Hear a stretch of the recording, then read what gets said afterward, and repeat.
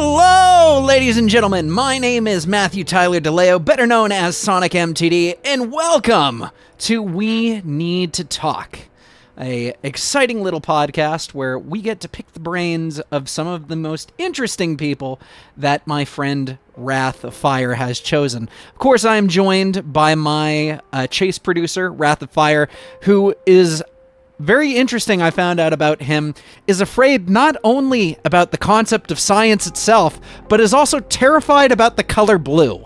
So, as a means of dealing with therapy, we're going to have a guest on today that will help him get over his fear of not only science, but the color of blue in on itself. Are you ready, Wrath? Lies and slander and heresy.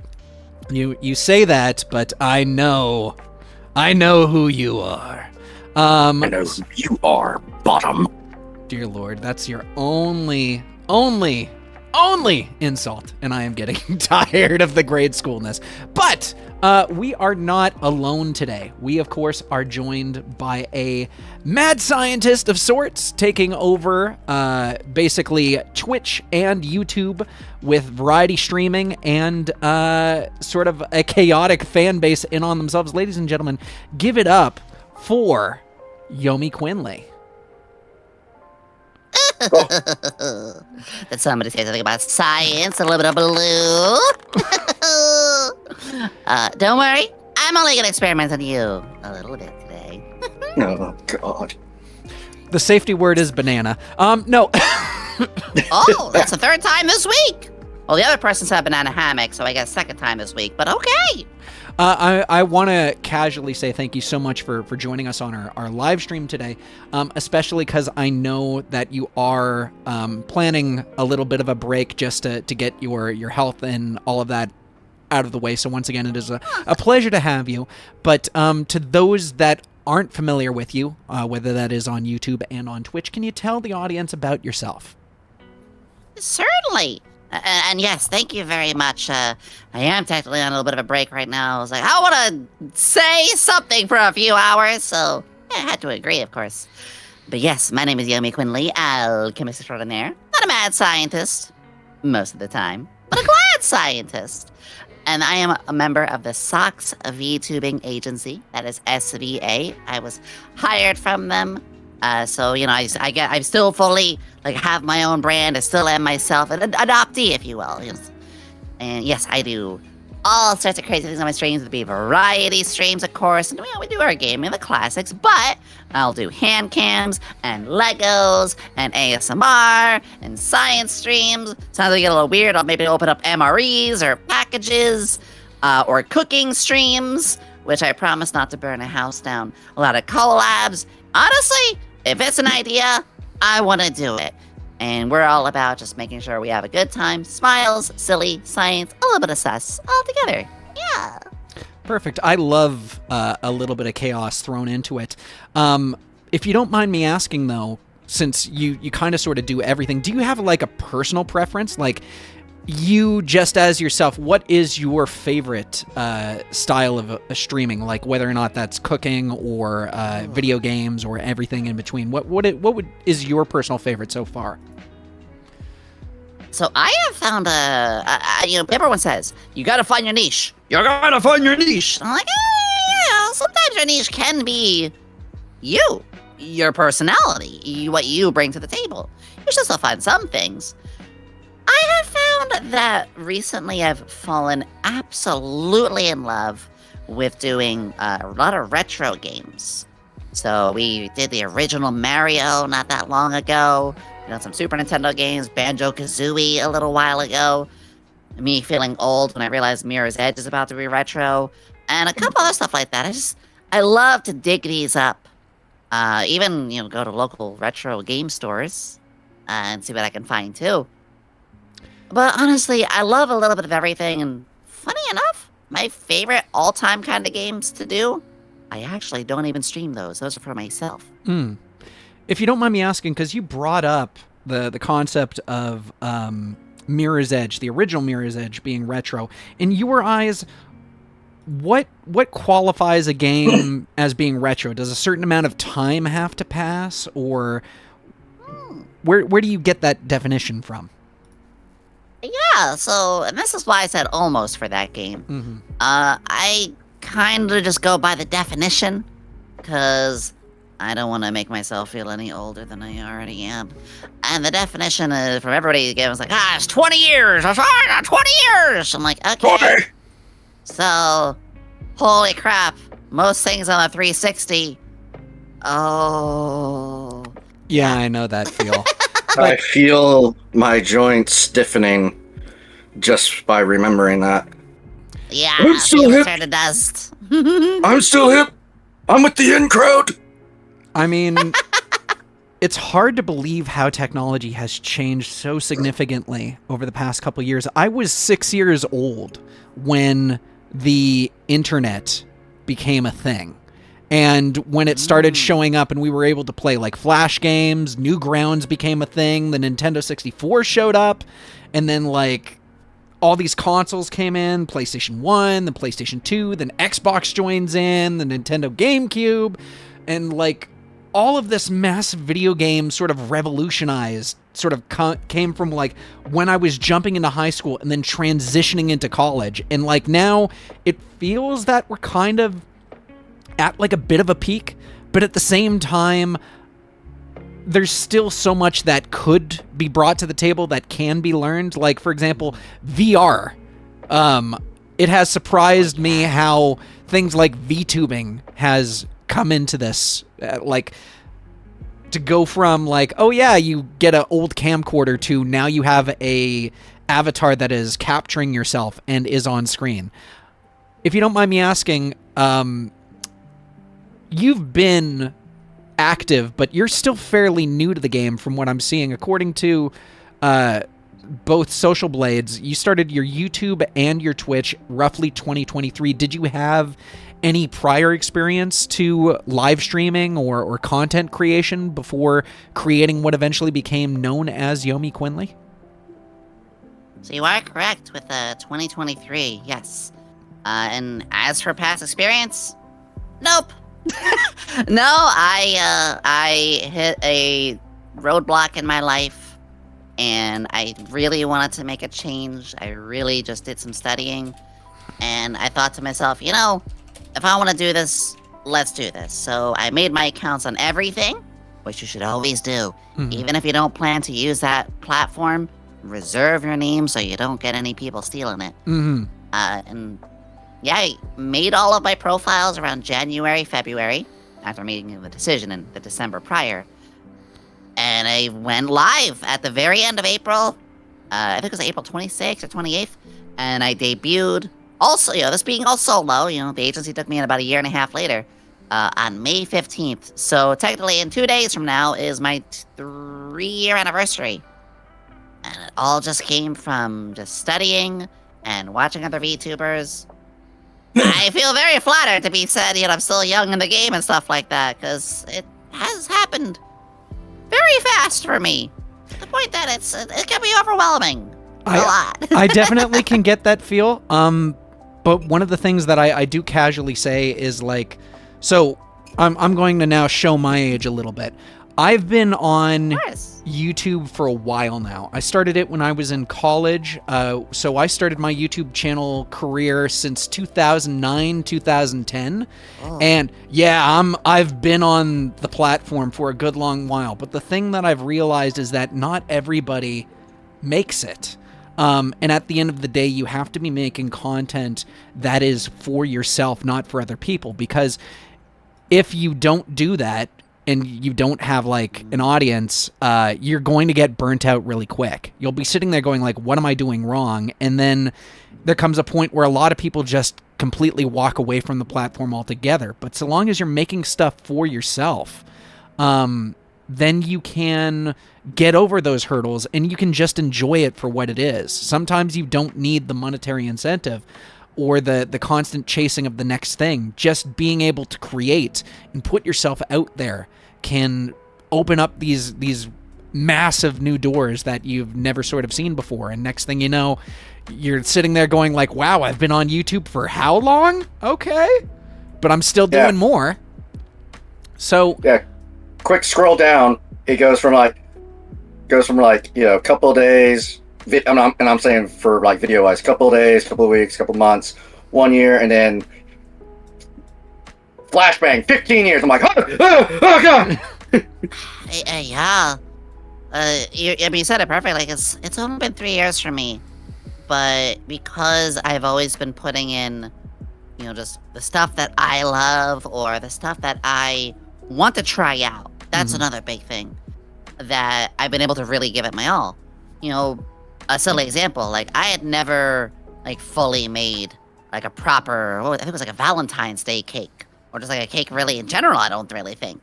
Like I've made little stuff, I've cooked and I do all these things, but like, I don't remember ever baking a cake. I don't think I ever did one.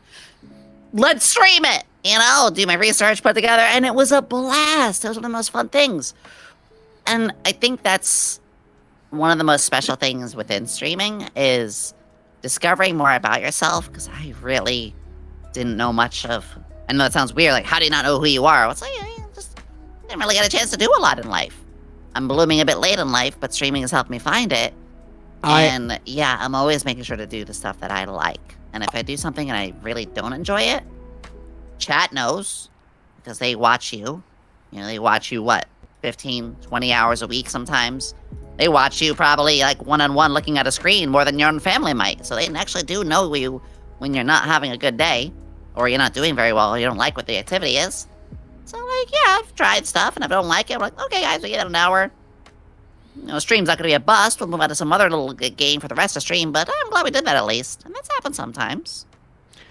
I will ask a bunch of questions, because you just gave me sort of a smorgasbord that I can jump off, but I do want to casually say, because we've had a lot of different guests, some of them VTubers, some of them in real life as well, where I get to show my actual face, but from watching your streams, I'm just going to casually say, single-handedly, you have one of the best sort of visual, technical stream backgrounds. Because I was watching the one that you did of Tomodachi Life, and the interactivity between your character and the rest of the people on stream, from the point where they're redeeming stuff, where they're like throwing things at you. You have an animation where you pull out a gun.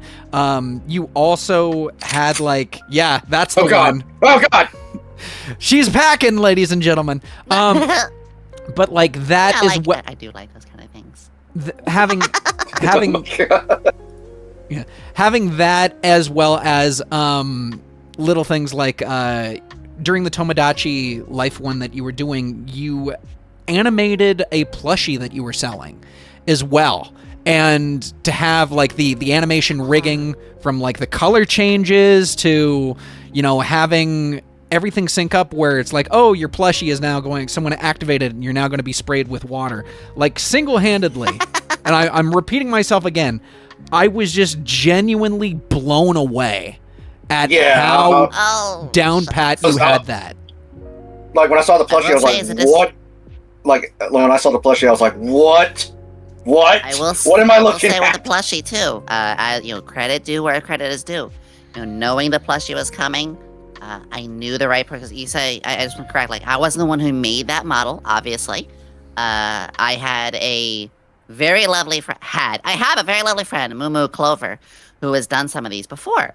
And I saw they did one for Chibi Doki, and as well as themselves and stuff. And I was like, Momo, like, how much does this cost? And it was my idea of using that as a great way to promote the ongoing plushie. It's got a little over 2.5 weeks now. And yeah, I just love lots of models. I mean, I love me, I love my design, but I love to find all sorts of ways to bring more out of it, whether it be, Easter, let's do a bunny girl, let's do a goth outfit as a redeem, it's Halloween, let me do a ghost girl. Heck, recently I did one of my OCs, I turned into a model. Or if we're playing a game, quick example, if we're playing Zelda, I've really gotten into Zelda, and press a button here, I have myself ready for when we play Zelda games, just because I just love doing this. Or Nier Automata, I have a 2B outfit as well. I was going to casually mention, I also watched the Nier Automata video where you spent the first couple hours talking, engaging with your audience before eventually jumping in, but the entire time you have an outfit that looks almost identical to 2B, and people were redeeming parts where they're like, okay, put the bandages on in front of your face. I'm like, okay, I don't know what this girl's background is, but she has got some mad skills when it comes to character design. I'm assuming that you made... Did you make the character model, or do you have like a team sort of working with you and making updates for your character?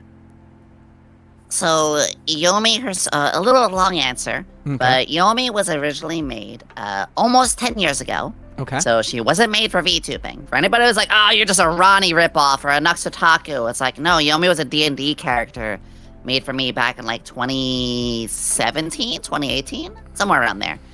And when I went VTubing 3 years ago, I looked through all of my OCs and narrowed down to about 5 of them. This is what happens when you play D&D for so long. You have hundreds of characters. And, you know, I got a budget model, a couple $100, which even then you should usually just do a PNG. And, you know, I just went live. Like I said, I went live, just did my own thing. I was completely solo. When Socks took me up, you know, this agency I'm in, I already had my 2.0, which we're looking at right now, in development. So this was also while working with an artist and a rigger, you know, giving them the artwork and working with other people where I'd be like, okay, let me put some references together for the 2.0, talk to this artist, get the reference sheet done, yada, yada, yada. So Yomi's whole core is that way. As for outfits, they go in 2 ways. So if I do... Let's see. I'm gonna jump into my villain outfit really quickly. I'm gonna disappear. Oh man, I was literally thinking about your villain art model. So my villain model, which is like my core outfit too. This is, you know, this isn't like a holiday thing or special occasion. This is the like the other one people associate, you know, towards a lot. This was done by the same model artist and rigger that did my 2.0. That being, so it's, you know, it's why it's got all the same toggles, all the same rigging. It literally is an outfit that is built up off of the base. So it's why you can see, you know, why it's still the same face and everything like that. And I can even put on my glasses or take the coat off or, you know, all these kind of little things if I ever want to. Yeah. As for the last part, though, let me go back to my main. Here's a little fun education. For things like my goth outfit or my I'm just trying to think, I don't have all my stuff open, or the Zelda one. This comes from me putting stuff together on my own. So like the shield, I found like a free shield and a free sword, and I photoshopped and edited them together. You can see like the hat, it's actually an object I put together. I'd recolor everything, I'd recolor the ears. I found like human elf ears that had recolor, retexture permissions, and because, you know, you don't just like edit something without permission. And so a lot of what I would do is pass like graphic design that I picked up back in college and just say to myself, you know what, let me like fiddle with this, do a little of that. And yeah, over time, it all just came together. And now I have a bunch of buttons that do it all. Stream Deck, Streamer Bots. And all of that just comes from like never wanting to sit still, which is part of my problem right now, why I'm overworked. I need to slow down a bit. I was going to casually say, because it took me a while to get used to the pace of your streams. And I know that sounds weird, quack. I don't know what that is. What is that? That's Bing Bong from Peak, which is a very popular like co-op stream game to do together.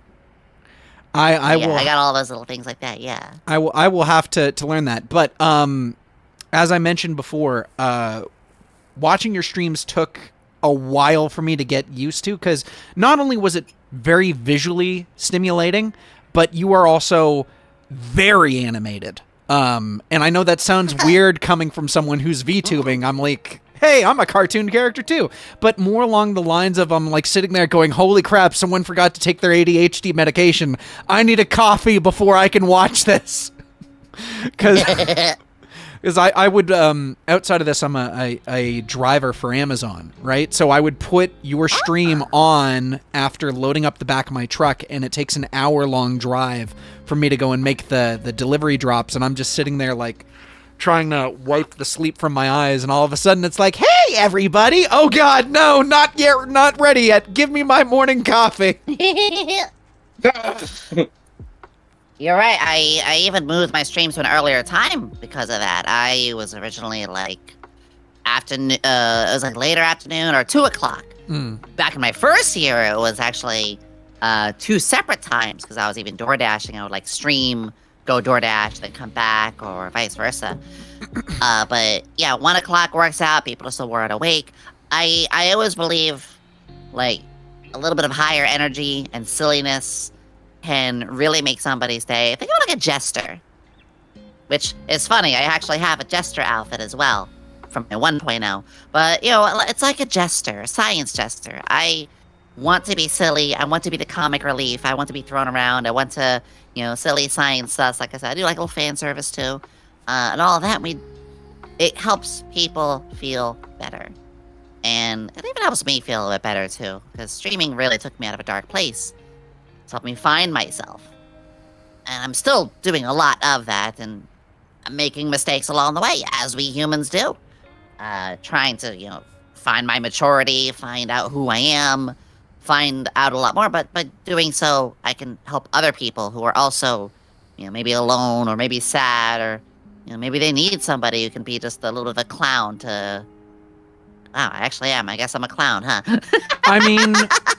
People like Robin Williams kind of understood that as well. Normally the people that do their best to make other people laugh and other people feel better oftentimes deal with depression, intrusive thoughts, anxiety, all of that.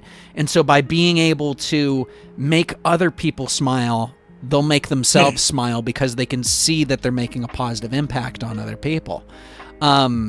I say this as well because I've suffered from depression and intrusive thoughts, but having people come up to me and telling me that a video that I made or something that I've been a part of influenced them, I'm like, the depression is not going to win today because these people give me purpose. They give me reason to keep going. Like, Wrath pulled me out of a dark place. He's just like, oh yeah, let's do a podcast together. And I'm like, you see value in what I do? Yes. So let's go do a podcast. I'll go get people. And I'm like, yeah, I was like this. Like, anytime we get like a new guest, I was like, all right, wake up, Samurai. We got people to interview. No, I feel that. And I love that you compared to Robin Williams as well. That was... Like, that's definitely someone who's been an inspiration to me, them and like Jim Carrey, for instance, for the more comedic side. Like, I have my heroes, you know, like Mr. Rogers and Bob Ross, even Dan Avedon of the Game Grumps for like the softer side. But yeah, comedian-wise, definitely like Jim Carrey and Robin Williams and stuff. They're absolutely actually really hit me in the right way, yeah. It's why, just like you said earlier, how I chat for a while before starting streams. We always spend 1 hour chatting. I have my ads even set to be like every hour. So like, oh, first ad is coming. It's like, oh, it's been an hour already. Jesus. That first hour, yeah, it's to catch up. It's to, you know, start things with a little bit of a laugh or a joke or update on life. Because I think I'm pretty open on my streams as much as I can be without giving way too much that I shouldn't. Yeah. And it lets people relate or share stories. And even after streams, we'll do movie nights and game nights. We watched Star Wars yesterday in the Discord. Watched Empire Strikes Back. One of our chatters said Robin Williams was everyone's favorite uncle. You beat me to it, Wrath. I was going to bring up locally. Yeah, get wrecked. Get wrecked, son. Oh, I see them in the chat. Yeah. No, but as well, because having that community is great. And the one thing I realized through watching your videos is I'm like, oh, she's a shit poster just like us. And it was through watching you engage with your audience, but as well as you were casually mentioning in the Discord. Like, for example, one of my favorite anime of all time that I will quote nonstop, even though it will get me into trouble, is a anime called Black Lagoon.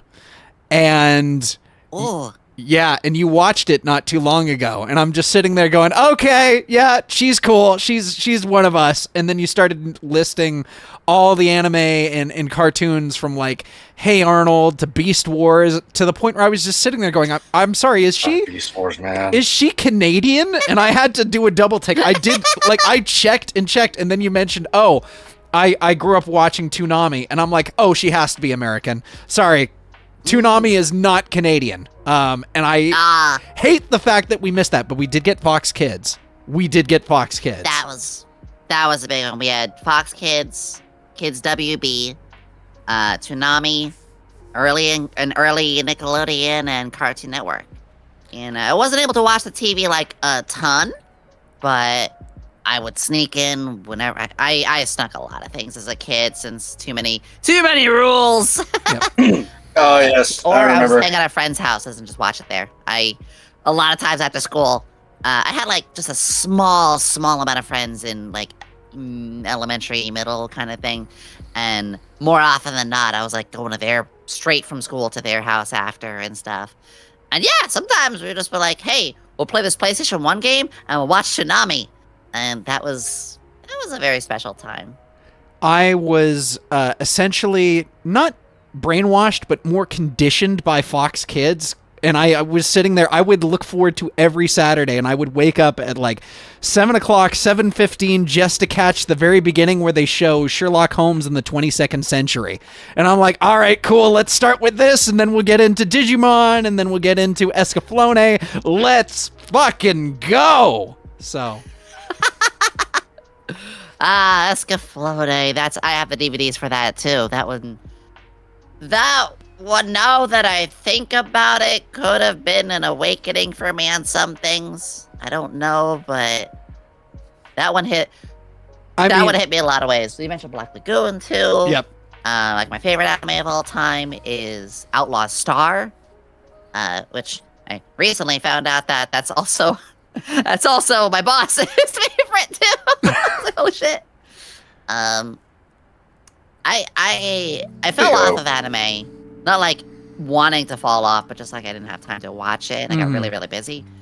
I fell off for a little while, and VTubing was kind of like my only connection to anime for a while. But then, due to streaming and having the Discord and having the anime night, it's like, hey guys, like, let's watch stuff that either A, it's been ages ago, or B, I missed the boat on this. Let's do it. Speaking of anime, yeah, I want to segue into anime a little bit. Okay.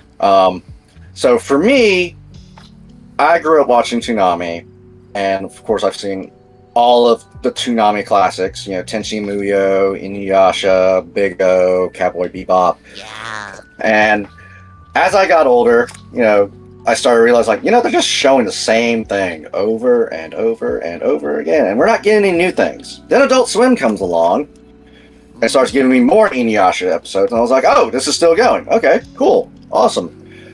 And then it got to a point where, you know, I didn't really knew the internet that way.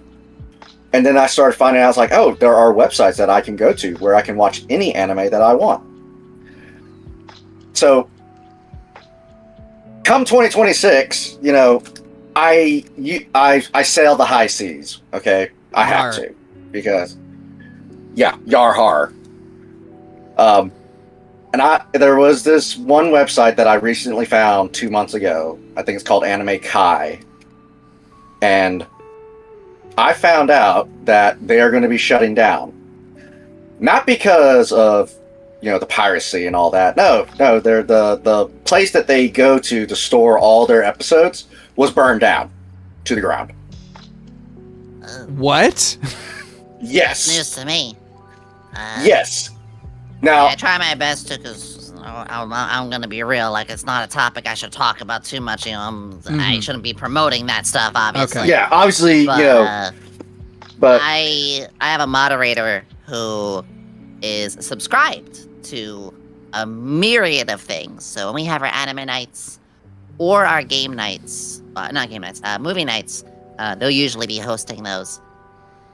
The funny thing is, due to the way that YouTube and I think like Amazon or so works, if you try to stream any of their stuff through Discord, it blocks it after like 5 seconds. It blocks Oh my audio God. and video. Yeah. And it's like, I'm literally renting this. I'm paying money to sit with people like you would. You know, you get a couple friends, you sit on the floor and watch a movie. Mm-hmm. And you're saying I can't do that. So now I have to, you know, do the other way around. Like, they don't realize. But yeah, that's besides the point with it all. I've recently been wanting to like recollect stuff. I got a lot of like old DVDs back from when I used to work at Best Buy. This is something ages ago. I'm gonna keep talking about it. But I used to work at the Best Buy, and we got huge discounts. I genuinely mean like, I think it was like 5% less than what the store buys it for. Stores don't buy DVDs for much, I'll tell you that much. Yeah. That's actually a big moneymaker for them. Mm-hmm. So like, oh yeah, this anime DVD of Chrono Crusade, like episode 1, DVD 1, $20. I'll get it for $3. So even my poor ass could buy like an entire anime series while working there. And I have a lot of those from when I was working there. I may not have had a lot of money, but I learned to treat myself a bit. And long story short, I kind of want to re-get a lot of the older things. I'm finding retro places that, trade or hold on that old stuff. And It's hard to find like a DVD of an old anime that you watched back in the day, because they're very, very hard to come by. Like, there's one series that I just gushed over, and it's called Nuka Nuka Dash, and I could not find it anywhere. Backstory, it's like literally... Ultraman and Catgirl Nuka Nuka? Yes. I have the mangas, and I have the DVDs. I have the quote-unquote spin-off series, Dash, because there's another one that's a bunch of OVAs. I don't have those. Yes, that's right. They've had like a little thin omnibus. That was like one of those few times where I was getting to an anime that was way older than even the stuff we were being shown. Like in the early 2000s, I have all these animes. I have the DVD collection of that entire series. So that's the only anime that I have DVD-wise that I have saved, and that's like my pride and joy right there. Is like, at least I have it. So, at least I have it in case the world goes. So I have, like, every single anime that's influenced me, I immediately rush out and get it. But I also realize that I am such an anime dork that, so outside of this, I sing in a rock band. I used to play guitar and sing. I have stopped playing guitar while I sing because it causes timing issues for everyone else. But I have 2 guitars that I named after my anime waifus, and I realize this now. Like, I have a blue Fender Stratocaster that is the same color as Yomi's hair, and I named that Eureka from Eureka 7, and then I have a black Fender Sheridan. Not Fender Sheridan, Epiphone Sheridan, which I named after Maho from Beck Mongolian Chop Squad. And I'm waiting until I find something that is just violent enough. It has to be red. And then I'm going to get one that's probably called Revy, based upon Revy from Black Lagoon. So I'm... Very good. I am slowly but surely building up my guitar stuff. But I want to casually circle back, because you had been mentioning that, once again, you haven't been streaming much, you're still trying to find out stuff about yourself, but you found out, in my opinion, what your online character is. To some degree, you found your voice. You might not 100% know much about, yourself as a person, but I feel like you've started to understand who you need to be on camera, and through that, maybe you might be able to find more of your identity. At least that's my theory. What do you feel about this and your growth as a person? That is a very good and personal thing, because I am quite literally, as we speak, going through that journey. I mean, I literally took a 5-mile hike yesterday, and my legs are killing me. I have found that due to how I was raised, I wasn't really given much of a chance to develop myself as a person. And it stunted my growth and as a person. Mm-hmm. And I realized, especially more and more recently, that, yeah, I'm pretty immature. Mentally, emotionally. Like, I I can do your 12th grade mathematics, I can do stuff that you'd read out of books, but social norms and stuff like that, mixed that with, CPTSD and all that other stuff, it's complicated. But thanks to streaming, it's given me a lot of courage, first off, and I've been able to broadcast myself through here in ways that, I still am, with all the jokes that I do and the way I am. While it could be hopeful, I am still pretty much like a goofy goober, and this part I want to say Yomi's not immature, but just like clearly I don't want to focus too heavily on like the serious side of the world. That's not my thing. But outside of streaming, I really do want to work on myself more. It's not like, I'm working to improve because I'm a bad person. No, I'm working to improve because I don't know a lot of social norms. I don't know as much about myself as I want to. And I think the big realization, the one line that got me bawling my eyes out last week was, one day Yomi's going to be gone. As is every VTuber, we don't plan to do this for 50 plus years. I remember that. I remember seeing that on stream. I'm like, oh, this is hitting her. Yeah. Okay. One day Yomi's going to be gone. And if she is, what is left? And that was my whole thing. It was like, wow. I don't know if I can swear or not. You can swear. I've actually sweared okay, during the chat. First of all, I want to say that's cool that you have software that can censor that out. That's actually genuinely. I just got a button. It's just a button. I just press it. I like the bleeping makes it funnier. Yeah. That's exactly it. I just have a button I can press and just springboard off of it. It's a soundboard. I just know that's how to what time we it need, well. Sonic. But that's what we. Moving with it, I think what happened was I've been moving so fast as a person with streaming that I haven't moved fast at all as a person outside of streaming. And finally finding that freedom, finally finding like, hey, I have a place for myself now. I can be safe. I can develop my own skills, but I kept working and working and working. That freedom, it's like a bird bursting out of a cage at full speed. And, you're going to knock people over. You're going to push things around. You're like, whoa, slow down. Like, because I do, when I get a joke going or something, I take an inch and definitely go further than I should. And that's not like a single me only thing. Everybody has his mistakes. And I'm learning this a lot more about myself. And it's hard. It's hard to acknowledge that, the easy part is me acknowledging that, I'm a broken son of a bitch. But the hard part is, like, how do you seize and work on that? How do you pick up pieces? Especially when it's not pieces that are broken from something that was once complete. It's more like there wasn't really much there to be broken to begin with. It was like a tiny little pot. I don't have a lot of remelted pieces to put together. Like, I don't know if that analogy is making sense. I work really well off of analogies. Sorry, I'm getting through what you're saying though. I am sort of cutting through it in a sense of so a while ago, before YouTube, before my music career, I was still SonicMTD, but I was a much more feral person. I also lacked social norms. But I had someone that was there to ground me, someone who I considered my better half. And as time went on, they were no longer in the picture. And it felt like a part of me had been shattered and splintered. A part of me that I never thought I would ever see again. Like, how do I function? What do I do? This person is no longer in my life. And it took years of just building and making mistakes and trying new things. And I found people who were able... Here's the thing. They became true friends. And what I mean by true friends is a true friend will accept you for who you are, but will also call you out on your bullshit when you make a mistake.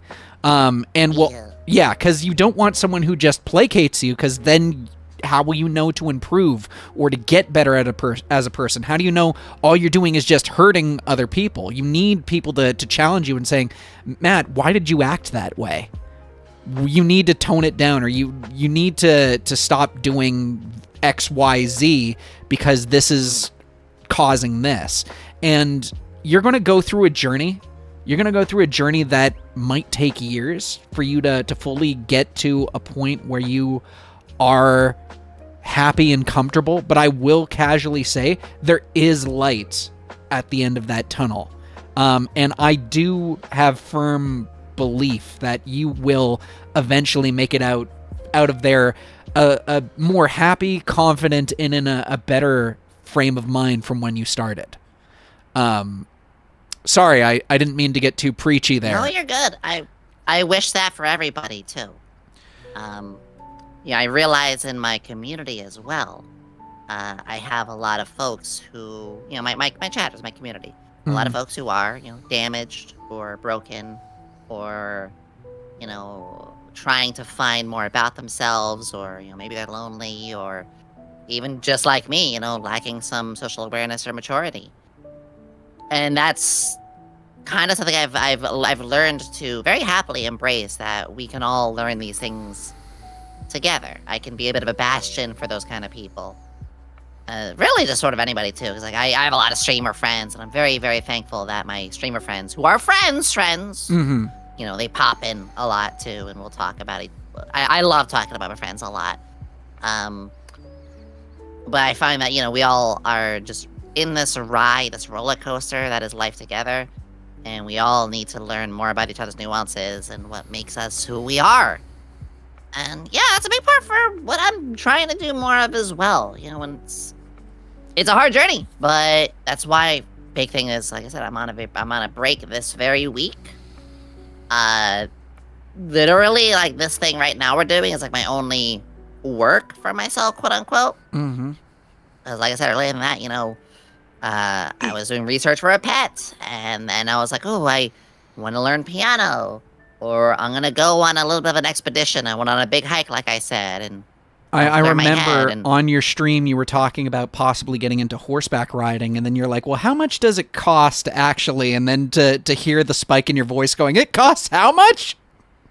Oh, God! Yeah, so that's the thing, is like, I need hobbies. I need hobbies outside of streaming. I do have some hobbies. My biggest is Dungeons and Dragons. I say Dungeons and Dragons. I really mean to say TTRPGs. That's just kind of the cover term. Yep. And I'm thinking about, really returning hard to that, or playing more games for myself. I mentioned my favorite kind of game I actually don't even play on streams, and those are RPGs, particularly JRPGs.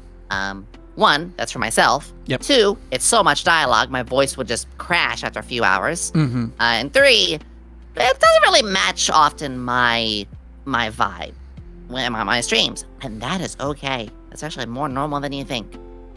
But when I came down to stuff chat suggested, they suggested horseback.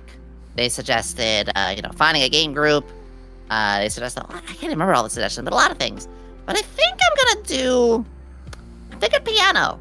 Okay. I'm thinking of picking that up. I touched it a little bit as a kid. I remember spending like 2 weeks trying to understand sheet music and playing around with it, but it didn't really go anywhere with it. But I think during this time off, I'm gonna dabble on that. What kind of pet are you researching on? So, the one thing, well, first off, I got a keyboard right here. That's much better than what I can play. Oh, I just touched it, but just kind of show, like, hey, I'm serious on this. I got the keyboard right. I've got the keyboard at the ready. It's basically one that I picked up that was used. It didn't have an AC adapter plug, but I was like, oh, just Google what it needs and go from there. Buy it online for $10. Sorry. Pardon, what was the question actually just a second ago? My brain just went before the piano. What kind of pet were you researching? So I want a tank kind of pet. And originally, as we can see my little buddy over here, I originally wanted to get an axolotl. Oh, an axolotl. I just love axolotls. I adore them. I used to have one. I used to have one as a kid, and back when you could get any kind of pet and it was a no hold bar, back when you could have an alligator as a pet. I had a few axolotls, and all of them turned into salamanders. And I found out, and it did. And of course, back then I didn't realize what it meant until last year. It's like, oh, they don't turn into salamanders unless they're very stressed out. I was like, are you kidding me? I stressed out my axolotl. In that voice, yes.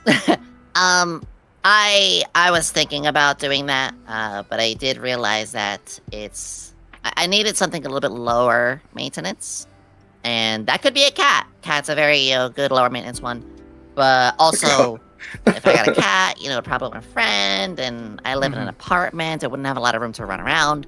So I thought to myself, well, I like lizards. I like reptiles. So I was originally thinking well, not originally, but I then moved on to leopard gecko. But then I learned they're nocturnal, and kind of defeats some of the point for me. So I will tell you, So one of my most exotic pets that I have ever owned in my entire life was an African bullfrog. Oh. This thing, his name was Porky, and I remember him very well. This dude was in like one of those big bog standard aquarium tanks, and all he would do was just sit and watch. Sit and watch. Didn't make a sound. This dude would eat live rodents. What? And yes, he did. How big is this thing? Frog. This thing was freaking huge. He's like almost the size of a dinner plate. Oh, I didn't know that they got that big. Same. He he ate live mice, and of course, remember, I'm like 8 years old at this point, so the I guess the cruel innocence is what the term is. I would watch, like, anytime we would go feed him, I was like, oh yeah, get him, Porky, get that rat. Yeah, it is interesting how you can learn a lot when you watch wildlife. To top off the question, though, I will say I am moving to the idea of a bearded dragon. Okay. So I literally 5 hours ago just spent several $100s on enclosure, furniture to put the enclosure on, the sand, the stones and branches, and the UV lights and the heat bulbs, and yeah, I spent far more than I want to admit. But like I said, I really wanted to take it serious. I watched a lot of videos too, and I went to several pet stores. You didn't want to get a snake? I thought about a snake. But I really like the idea of something. I really thought I really like the idea of a lizard. A fun joke as well. I think I know where we're going, but go ahead.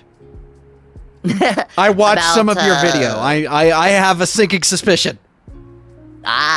Then you might know about, I think it was 5 months ago, somewhere like 3, 4, 5 months ago, when I was originally thinking about doing this. I was like, hey, I'm gonna get a lizard this year. Zentreya, do I have your blessing to name the lizard Zen? Oh my god. Okay. Zen said, yeah. Zen's freaking awesome. That was different, because I know that you are passionate about Leon from the Star Fox universe, and I was sitting there going, Leon! Oh, yeah. shit. I was sitting there going, like, if you call it Leon, so help me God. And then later on, during that exact stream, you're like, if I was a furry, I'd probably be a scaly. And I'm like, all right, she said everything I needed to know.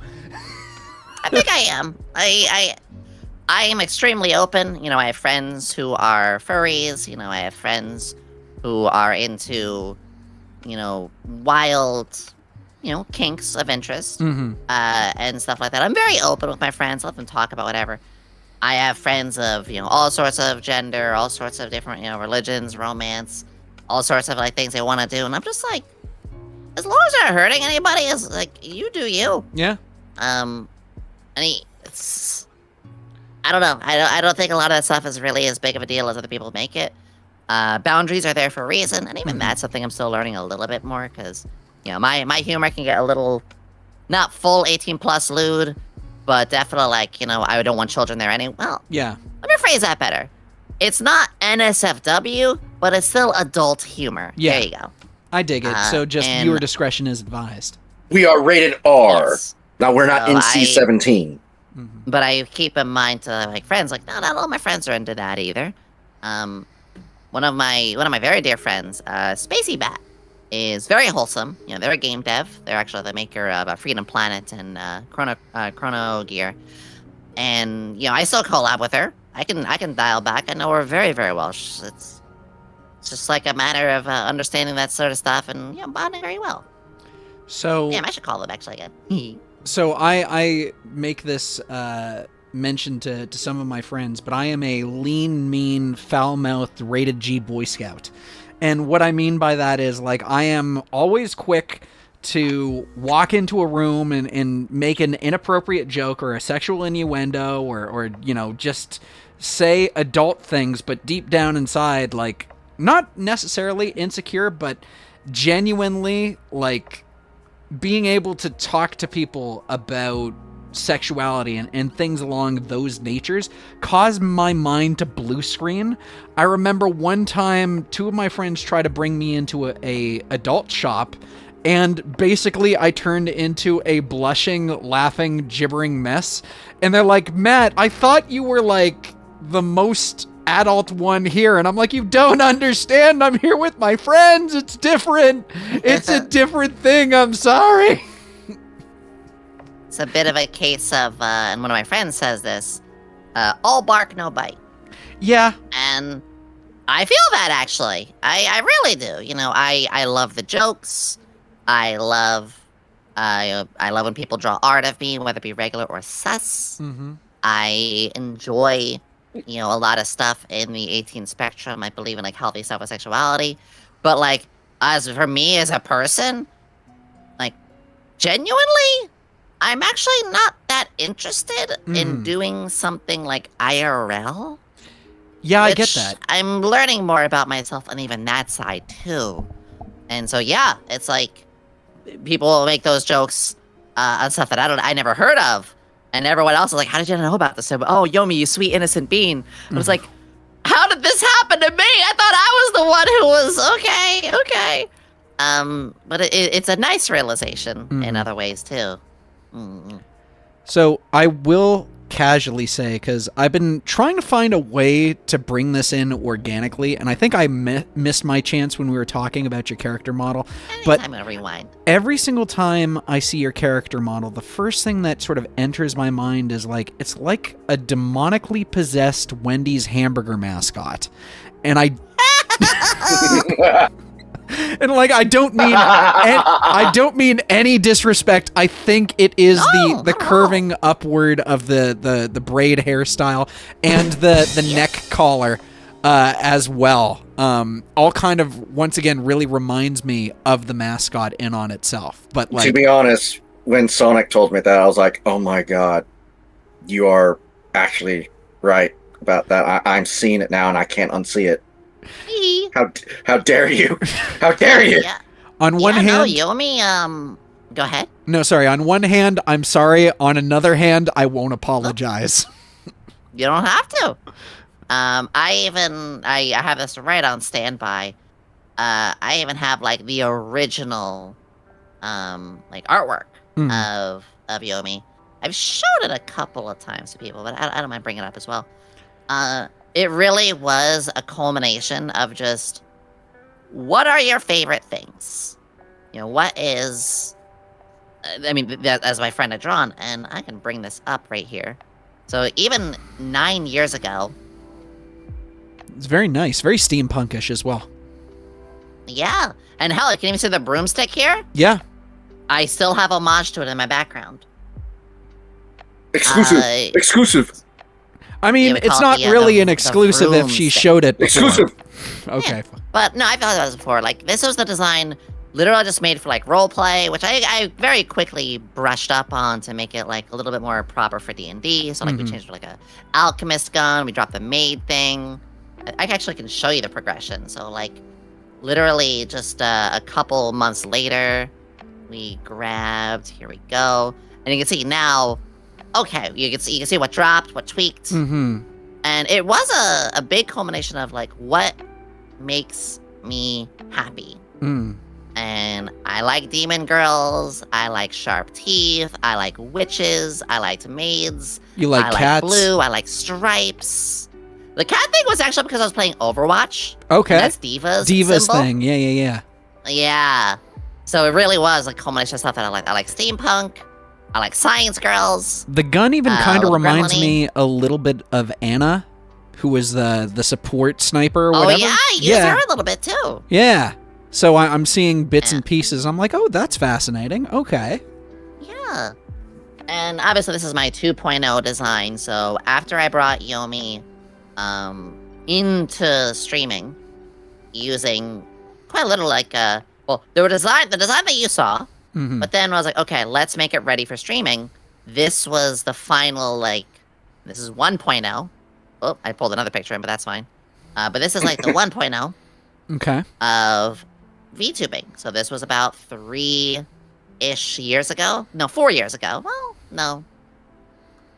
December, January, 3.5. Because again, I started the idea in December.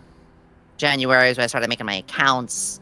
January, February is when I got into contact with the artist. So yeah, this was for that model.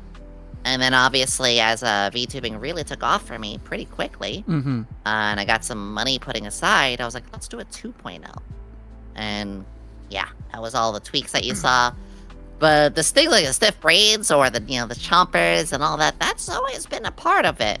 And it's been inspired by just stuff that I love. I could just rant about it's honestly that thing of just, hey, I can't explain it. I just like this on a character. You know what? Genuinely, if you want to rant about stuff that you like, by all means. I think the things that make us interesting are the things that we love, and that's just fascinating to just go off on a tangent. This is kind of one of the reasons why, I'm extroverted. I genuinely love getting to know people and learning about their passions and their hobbies. I'm like, no. I don't understand a single thing, but I will listen to you to the end of time talking about stuff that you dig. Oh, I like that.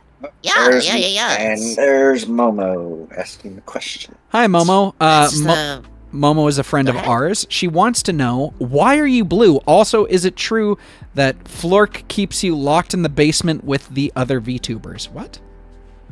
Who is it yeah, genuinely, blue is just my favorite color. Same. A lot of times, when we make a model or a VTuber, we'll put in a lot of our favorite stuff.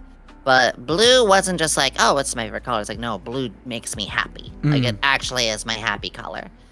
And when I was putting the design together, when the first design was drawn, like we saw, that was just happened to have been there. It was much lighter blue, too. And I just upped more with it. And again, I discovered more of what I liked, too. Mhm. So from the 1.0 to the 2.0, I was like, instead of the upper shirt and skirt, I love leotards. I blame Cammy for this, Cammy White from or other Real characters. I mean, I was like, hey, that's a fuck it. great character. Yeah. Or hey, I really enjoy the science lean more. Let's do more with the potions. Or I like thighs. I like a good plump thigh. Let's add that. Or hey, my symbol. I loved Soul Eater growing up, and that wasn't what this was inspired by originally. But as I was working on it more, I was like, nah, fuck it. Let's lean into it more. Or I still love witches. I love witch hats. I fucking love witch hats. From just Soul really, Eater, again, if you getting don't mind more me into that. asking, because I didn't watch much of Soul Eater, but Soul Eater is the show where they have weapons that have their own personalities.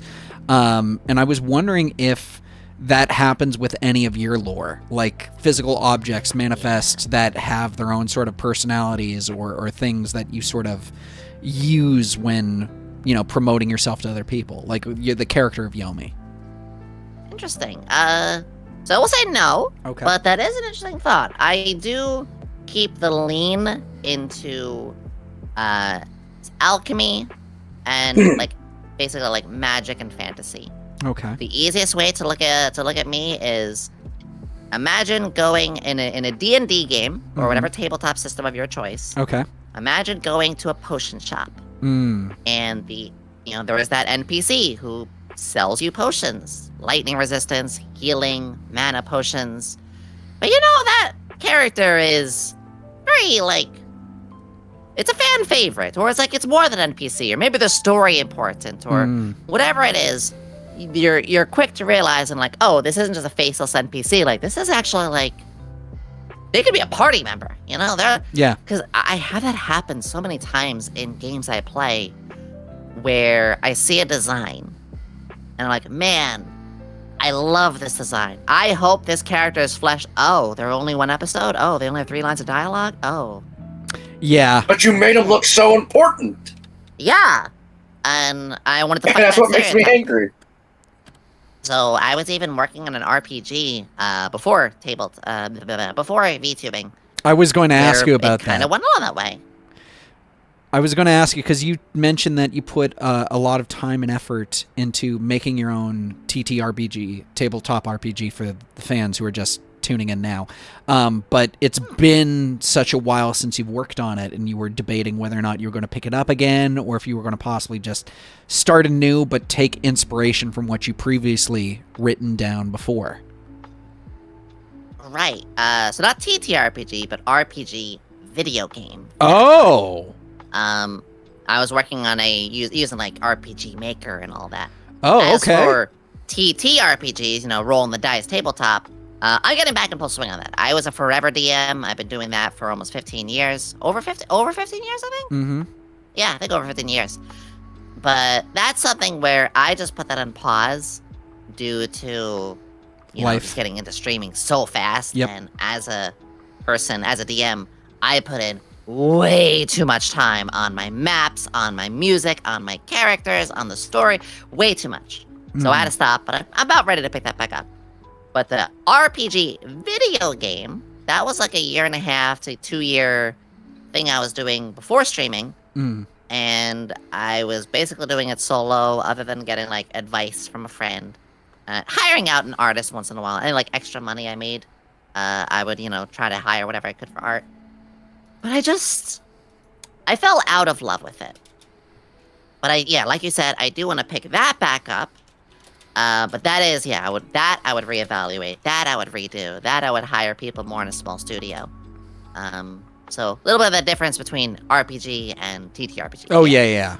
Sorry, I misheard you're good. because I know that you were a huge fan of tabletop role-playing games. You had mentioned, and I quote, Pathfinder slut, which made me...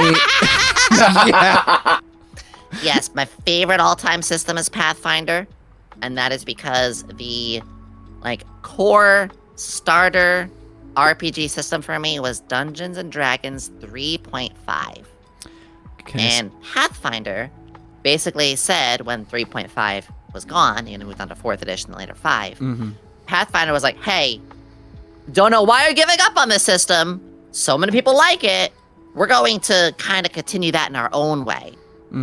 So literally like legally distinct polished 3.5, which is, that's what Pathfinder was, yeah. So Lochran is saying 3.5 is their baby as well. I will casually say, so I did not start playing D&D or Pathfinder in general until I started dating my very first girlfriend. And we started off playing a system that a lot of people hate, but I genuinely like playing if I'm a rogue. And it is 2.5 AD&D. Yeah, get out that THACO, ladies and gentlemen. Wow. Yeah, so we were basically deciding, hey, you know what would make combat even better? Math. said I hate math! Said nobody ever. But the one thing that 2.5 AD&D did that was really, really solid is, as a rogue, the ways that you would do your skills, because like a lot of D&D, eventually it became, okay, roll your stealth, and you would have like a decent, like a roll a d20 type of thing for each individual thing. But playing 2.5, you would have all your rogue skills mapped out by 2d10, and the points that you put in are like, cool, you have to either hit that number or go lower. And so every single time you were on a rogue mission where it's just like, okay, are you going to hide in shadows? Are you going to try to pick the lock? Are you going to try to move silently? All of that turned into a nail-biting, like, balls to the walls. My feet are embedded in the armrest going, please don't lose, please don't lose, please don't lose. And just to have that successful roll, knowing that your rogue just survived, made everything amazing. Although, one of the things that did change as well, how rogues leveled up in 2.5 AD&D, they would gain 2 XP for every gold piece that they earned. Interesting. And here's the thing. It kind of... I'm not saying that it blesses you in the situation involving a TPK, but we had a situation involving a green dragon, and it was kind of like our version of Helm's Deep, where we were just trying to like, okay, we've got to survive against waves of encompassing enemies. I was like, maybe me and one other of our buddies managed to survive, and we split the entire party's proceeds on top of the spoils of war. And one of the people in our party, he was a gnome. He was a gnome. I'm trying to figure out what the exact class was, but he was basically like, Halfling. oh, I want to be a traveling merchant. Where, yeah. So I want to carry my business with me, and I want to, you know, sell goods. I also want to take control of the party's finances and manage it. So when we slayed a dragon, not only did we get the share of the horde from killing the dragon, but I also got the share of everything that merchant gained. And when you have a merchant and you have a system that gives you 2 XP for every gold piece that you earned, I became diabolical. I can imagine. I became so broken to the point where the DM just looked at me and said, congratulations, Matt. You've won the game. Now roll a new character because this is ridiculous. Oh, that's why EXP is so dangerous. Yes. I'm actually a milestone DM myself, because that was my one gripe with 3.5. That when we moved on to Pathfinder, I was really glad it changed up some, which is how EXP would be spent to make items. And it's like, well, the wizard is the one crafting items to save everybody money, but now everyone's level 15, but the wizard's 11. It's like, that's not fun. Like, I would never want to play the wizard now because of that. So we did milestones, and that would be for most of the system, because I appreciated the story, and I will always say to anybody who says, well, you know, Pathfinder or these more crunchy games, how do you role play with? I'm like, well, it's a fucking skill issue. Yeah. But to be more kind, I will say, well, that's why you have 5th edition to start. 5th edition is, and I say this nicely, it's very easy to understand. It's very open. It's as wide as an ocean, but as shallow as a puddle. That's not a bad thing. That lets people kind of just jump in, enjoy. So that was why I was able to adapt to Pathfinder later, because it's very deep, it's very crunchy, but because of several years of 3.5, which was also pretty crunchy, to be honest, but that's what I learned from, I had no problems with that.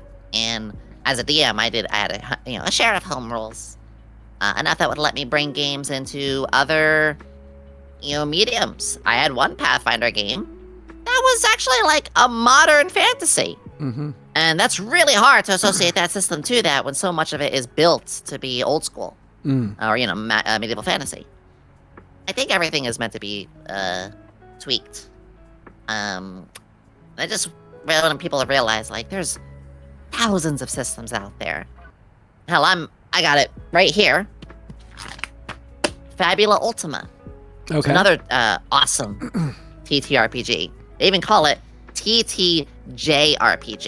Okay. And the art is drawn to look like Final Fantasy.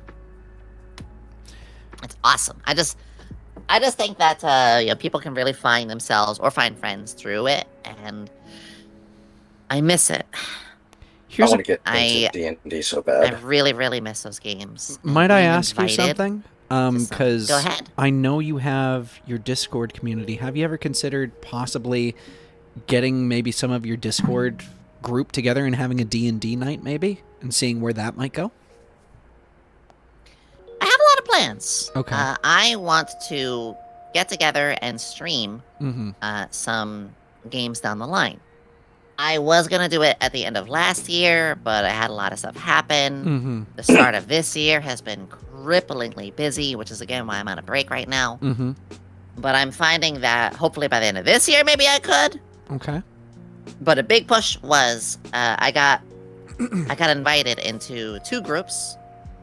One doing D&D 5th edition, which again I normally was like, I'm not really into that system.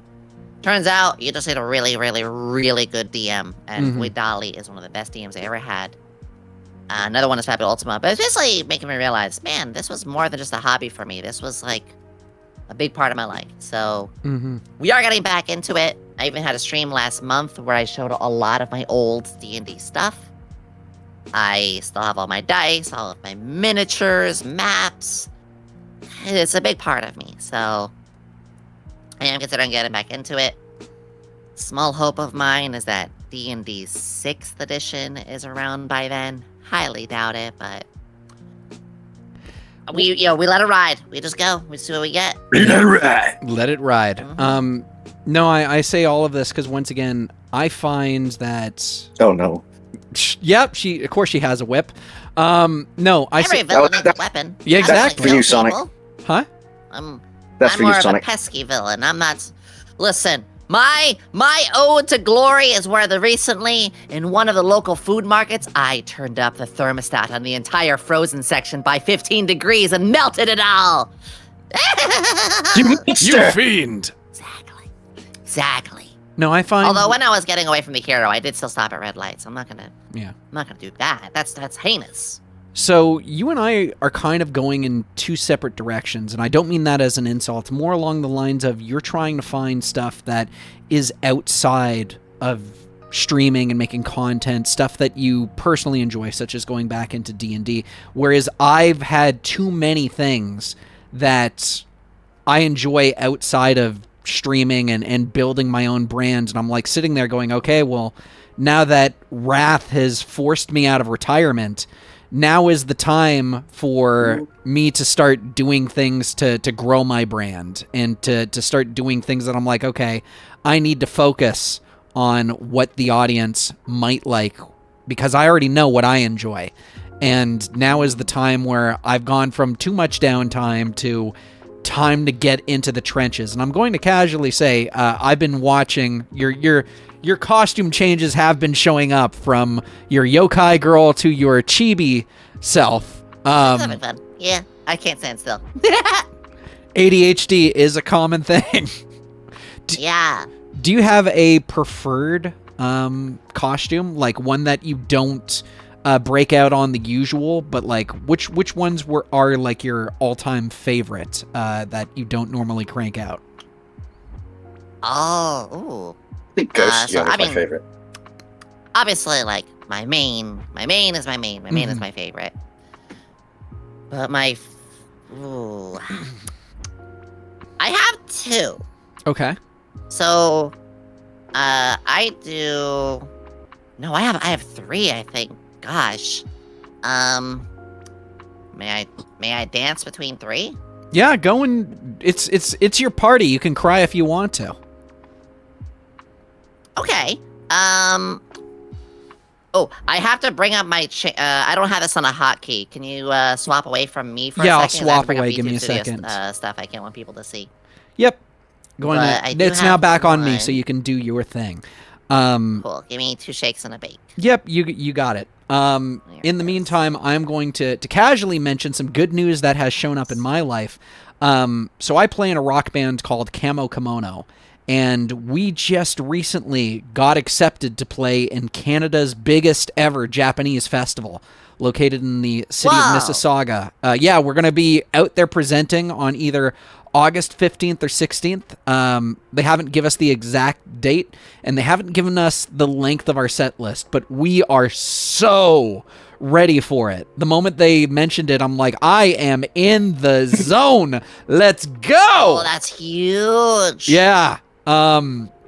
Music for me. Some swaps too. Yeah. So I went to school for media, for journalism, and I will be asking you a little bit about your background. But while I was there, my professors basically told us, it's like, so yeah, out of the classes that we teach, maybe 8% of you will go and actually get a career in media. And I'm like, well, that is not what I want to hear after agreeing to do this for multiple years and spend thousands of dollars. Yeah. So I need to find something to take the edge off. And I started, like, I grabbed my dad's beat to shit acoustic guitar, and I'm like, I'm just going to go to open mics and see if this works out for me. Okay, thanks, bye. What are you doing with my guitar? Okay, thanks, bye. Get back here! And I through me, like, just trying to do something different, music became such a massive part of me, to the point where it's like, people are like, Matt, you need to really pursue this. I don't care if it's a lottery, whether or not your band becomes successful or not, but this is the one thing that just feels like a no-brainer for you. And it has been a wonderful, chaotic, fantastic journey. But enough about me. Let me fade back to you. I love hearing that. And we are dealing with a jester, a Harley Quinn style character. What would you describe this costume? Yeah. So this is, first off, this is my 1.0 model, by the way. This is a costume put on top of my 1.0. Kind of like Saw the Villain. It's like using the same model but changing the outfit around. This was my first year's Halloween outfit. I make a model for every, well, I get made a model for every Halloween. Okay. And I can take this off too if I want to, and even put my glasses on. I really, really want to get this remade for my 2.0. Because I mentioned before, I like clown, I like jester, I like leotards, I like, the blue with the stripes and all that. This is, it's fan servicey, but it's also just genuinely, like, really fun to look at, play around with. I used to do some card streams back when I was doing Yu-Gi-Oh for a little bit. There you go. Yep. Exodia. So this was one of them, but you can also see, again, because it was a much older model, it's a lot stiffer. Yeah. But I still had a lot of my toggles and stuff like that, and it's kind of funny to look even at my old toggles that I had that I still remember even how to do some of those. So genuinely, I'm going to casually say it looks like a B villain type of situation. Like, sort of like the villain of the week. So if you were to watch something like, I don't know, Digimon, for example, it feels very inspired from the original season of Digimon, where it's just like, oh yeah, this is one of Demi Vemon's henchmen or something like that. Yeah. But but with that, and it's a very fun that you pointed it out, just like my villain outfit, I love those fail villains. Your Team Rocket, your Doofenshmirtz, Dr. Horrible, if you really want to go deep. The Rubber Robo Gang of Metabots, those kind of things. But take one of those characters and be like, what if over time they turned good? They're still mischievous little shit, but like, what if they joined the party? Like, that was always my big dream. Like, I want to see them redeemed. I want to see, like, hell, you mentioned Digimon. Digimon Season 2. Yep. Arukennimon and Mummymon. Yep. They were kind of Team Rocket-esque until they got a tragic fate. But they were so close to being good guys. I was like, man. That kind of stuff hits me. I enjoy the Digimon series so much. However, people have compared me to Matt, and I'm like, great, now I can't see it. Because he also... I'm going to change models again, too, while we're talking. Yeah, I'm going to fade back to me. A couple. Cool. You're now off camera. It's no, we're good. Now, the rest of these are hotkeys. Oh, okay. Sorry, because I just want to... just so old that I had, like, no reason to bring it back up. But no, you whatever you want to. Yeah. Cool. So we'll switch back to the green hair. I don't think I've seen this one. What was the inspiration this is for this something one? recent. This is another one of my very old... I don't think very old, but this is another one of my OCs. Back when I was deciding on who I wanted to be, and Yomi won the contest, of course. The war in my brain, I guess I could say. Yeah. This was one of the remaining 5. I said I have hundreds of characters, and I brought it down to somewhere to 5 or 7. I don't remember exactly, but Celeste was one of this is Celeste. She's one of my other characters. I nearly streamed as her instead of Yomi 3 years ago. This little shit could have been it instead, but I decided otherwise. I went with Yomi. But I thought to myself, fuck it. I want to get a mod liver. I want to do it. So I got a little extra money, and yeah. If you don't mind me and I asking, have all sorts of toggles for her too. if you don't mind me asking, how much did it cost to make Yomi Mach 2 or any of your other models? Do you remember the cost for animating and getting it rigged? What are we looking at in terms of overall, blood, sweat, and tears equity? So I actually do remember the prices pretty well here. First off, anybody who ever wants to get into VTubing, make sure you don't spend a lot, if anything at all, at first. I will always say, get a PNG, or get one of those pre-made customizable models. Get something cheap, because if you spend thousands of dollars and you don't even like it, you wasted an artist's time, you wasted a VTuber baby, and you wasted your money. That being said, I did not follow that advice to the T, because I was at a really difficult point in my life, and I really wanted to change something. So I said, if I can't make this work, I'm just going to be stuck with a 9-to-5. I didn't spend thousands for my 1.0. Again, 1.0, not the ones you saw so far. Well, you kind of saw off the Jester, but yeah. Yeah. I spent about $300 for the 1.0. Budget, basic, it's on Fiverr, That makes a lot of sense. The 2.0, so the one that we have mostly been looking at, which, I'm going to change one more time. This one will take a second because it's on that button. This is one of the outfits. But this is an outfit based off the 2.0's design, obviously, the 2.0 model. Scroll. Yeah, Cow Scroll.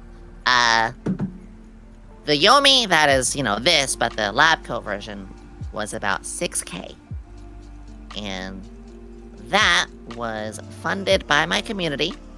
We hosted a subathon almost exactly 2 years ago. It was a birthday subathon. No, birthday subathon? No, it was a birthday subathon was the first subathon I did. I'm mixing things up, but it was a subathon held a little around 2 years-ish ago. I don't remember the exact dates. My apologies. But that was literally, I said, hey guys, this is gonna go to the model. However much we make is how good the model's gonna be. And we've raised about $6K. So that's how much that one went. Titty as sprinkles. for outfits, like the cow schoolgirl here, or the villain, because it's already mostly rigged, the whole body is rigged. They just have to, and the whole body is drawn. They just have to redraw the outfit on top of, and they just have to rig the clothes. So the whole face is the same rigging. They just had to rig pointy teeth, those and the ears. The outfit, there's some they have to obviously re-rig. They also made the thighs more plump, but not as much as you might think. The outfits cost about 1,000 each. Okay, that is some serious coin. It is, but I live very frugally in my life, and I pretty much put everything I make outside of, rent, food, bills, into this. Back into this, because my hobbies are mostly free. I play games that are daily games. I play Umusume. I don't really spend money on it. Good on you, by the way. Yeah, I just play daily, so I make a lot of that way. I do spend $7 a month on the pass. Okay. Look, it's only $7. That's $7 a month gets you as much as a $40 pack does, but that would be instant. I rescind my praise now, because I'm okay, she's playing gotcha, but she's not spending cash, and nope, $7 a month. Okay, nope, I have to take that back. Give me the praise. It's a tiny subscription fee. Give me the praise back. You don't get to have but it I play back. that daily. But yeah, no, that's with that. And then finally, the Celeste model. The Celeste model that you just saw was made by an entirely different person. Because my artist and rigger for Yomi, they're always doing something. Yep. We're working on my Halloween outfit. I know Halloween's big on you. I was going to casually say, because as you were talking, I forgot that your teeth... Science! I forgot that your teeth are pointed, so when I saw your character talking, I'm like, oh, she's got a retainer as well. No, it's just the teeth. Okay. Yeah, I set the teeth, which I forget which button on this model. There we go. I can actually, on this, even toggle it off. So here's a legitimate question. Are you, in real life, actually passionate about science? Good question. So, I wouldn't say that I am passionate to the point where I have an education. Okay. But I am always passionate in the way of just like, I want to learn more. I grew up loving Bill Nye. People call me Bill Nye with boobs. I love Beekman's World as well. God, that throws a lot back.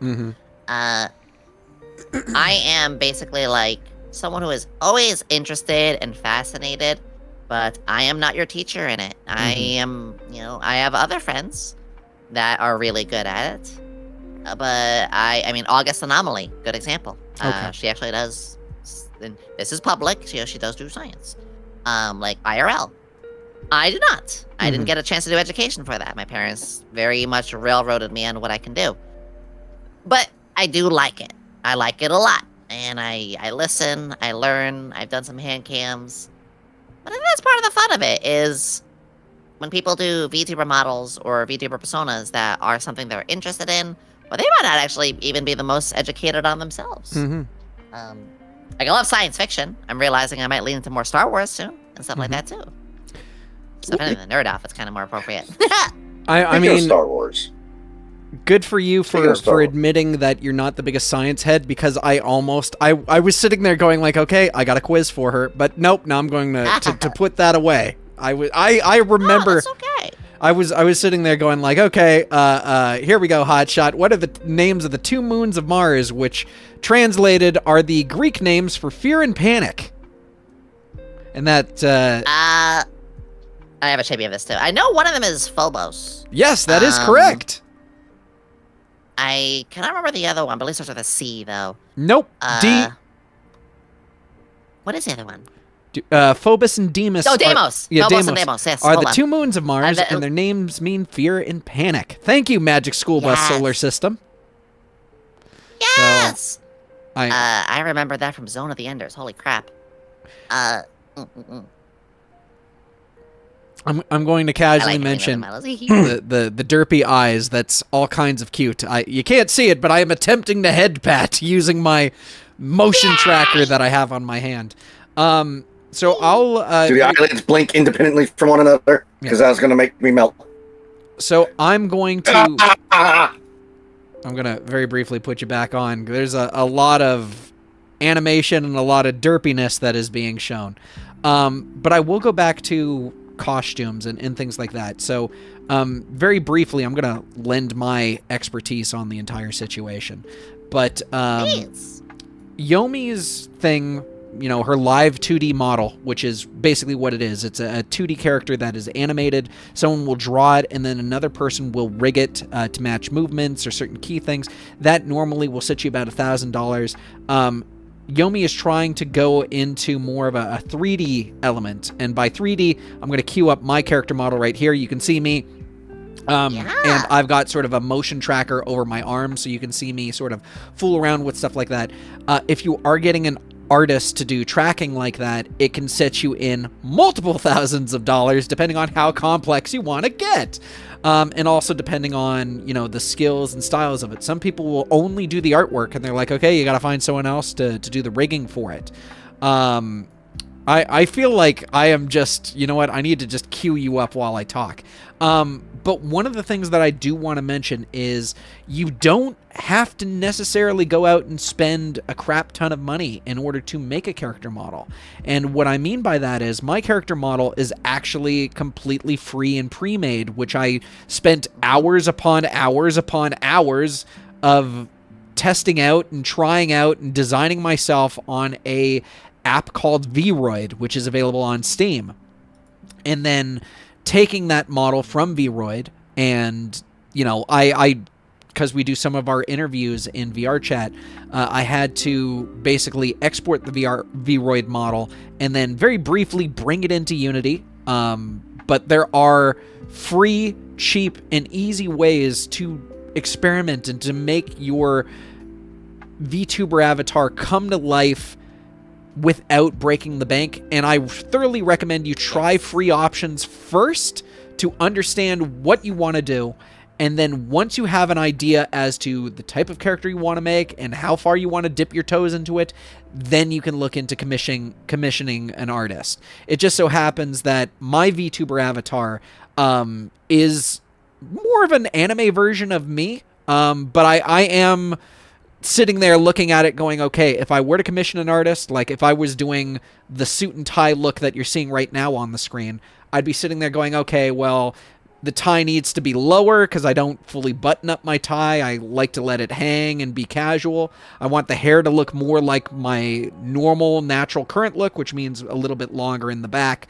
And then there are also questions where I'm sitting there going, well, it's like, okay, but I used to wear suits and ties at conventions. What if I want to wear something that's more akin to what I want to wear on stage? And these are like all these different style of questions that you need to be asking yourself, because once again, when you commission an artist, it will be costing money for that labor. You can't just ask them, actually, can you try this out again? It's like, no. You're still paying them for the effort that you're doing. So every revision, every little tweak here and there will go into your final total. And be prepared to sit there and go, okay, this is how much I have in terms of my budget. And if it goes over that, are you willing to take payment in installments as opposed to just a lump sum all up at once? Because some people are more forgiving, at least in regards to that. And I know some people out there are curious about wanting to get into VTubing, depending on, you know, when people will view this later on in the future. But Future. From that You point hit the on, nail on the head with that. It's going to the conversation I said earlier. You know, my 1.0. Even then, my 1.0, I did spend, like I said, it was 300. Mm-hmm. I knew I was getting into it that way, and I worked overtime. I literally just worked this overtime for a couple weeks. Like, what, 1, 2, 3 weeks? I don't remember. It's been a while. Just to put that aside. But genuinely, when people ask me, like, I don't have a lot of money, like, what do? I tell them, please just go live. I made a mistake of, you know, putting it all down there. But also, it was an intended kind of thing, because it really was for me, like, if I can make this work, you know, just like I said, because I tried a lot of other creative endeavors beforehand. And none of them really related to social media, which was probably my issue, because you work on something, but if nobody knows you exist, of course it's not gonna do very well. I mean, it takes a while to build yourself up from nothing. Like, so I only know from my background as sort of an independent newcomer to YouTube and then eventually joining up on Twitch. So I don't know how the advertising process goes for someone who is a VTuber that is signed with a company. Like, did they have any sort of tips, or was there any kind of build-up leading to your character debut? Like, how did Yomi roll out to the general public, if you don't mind me asking? Sure. Well, like I said, too, is I'm in an agency now, but I got adopted into the agency after flying solo for 1.5 years or so. Mm-hmm. And the way it all happened was, first off came the decision of, like, I want to do this. Mm-hmm. And that was a very personal journey in itself. A very low point in my life and wanted to make a change in it. Mm-hmm. But when I decided I want to be a VTuber, I will say what you should do, and I didn't do, is you should just go live first. I see people spend thousands of dollars, like I said, on a model, debut stuff, things, and then they go live. They're like, this is not fun, and then they just blow all their money. So that part, though, for me personally, the reason I was okay with that, though, was because of D&D. All the ways my friend said, you're good at improv, like, you like anime, you're good at improv, you're very animated when you want to be, like, give it a shot. You probably will do great. So when I decided to give it a shot, I first reserved my name everywhere I could. Smart. So, Twitter, Blue Discord, Sky, Instagram, all of that. Yeah, my brain was farting, but yeah.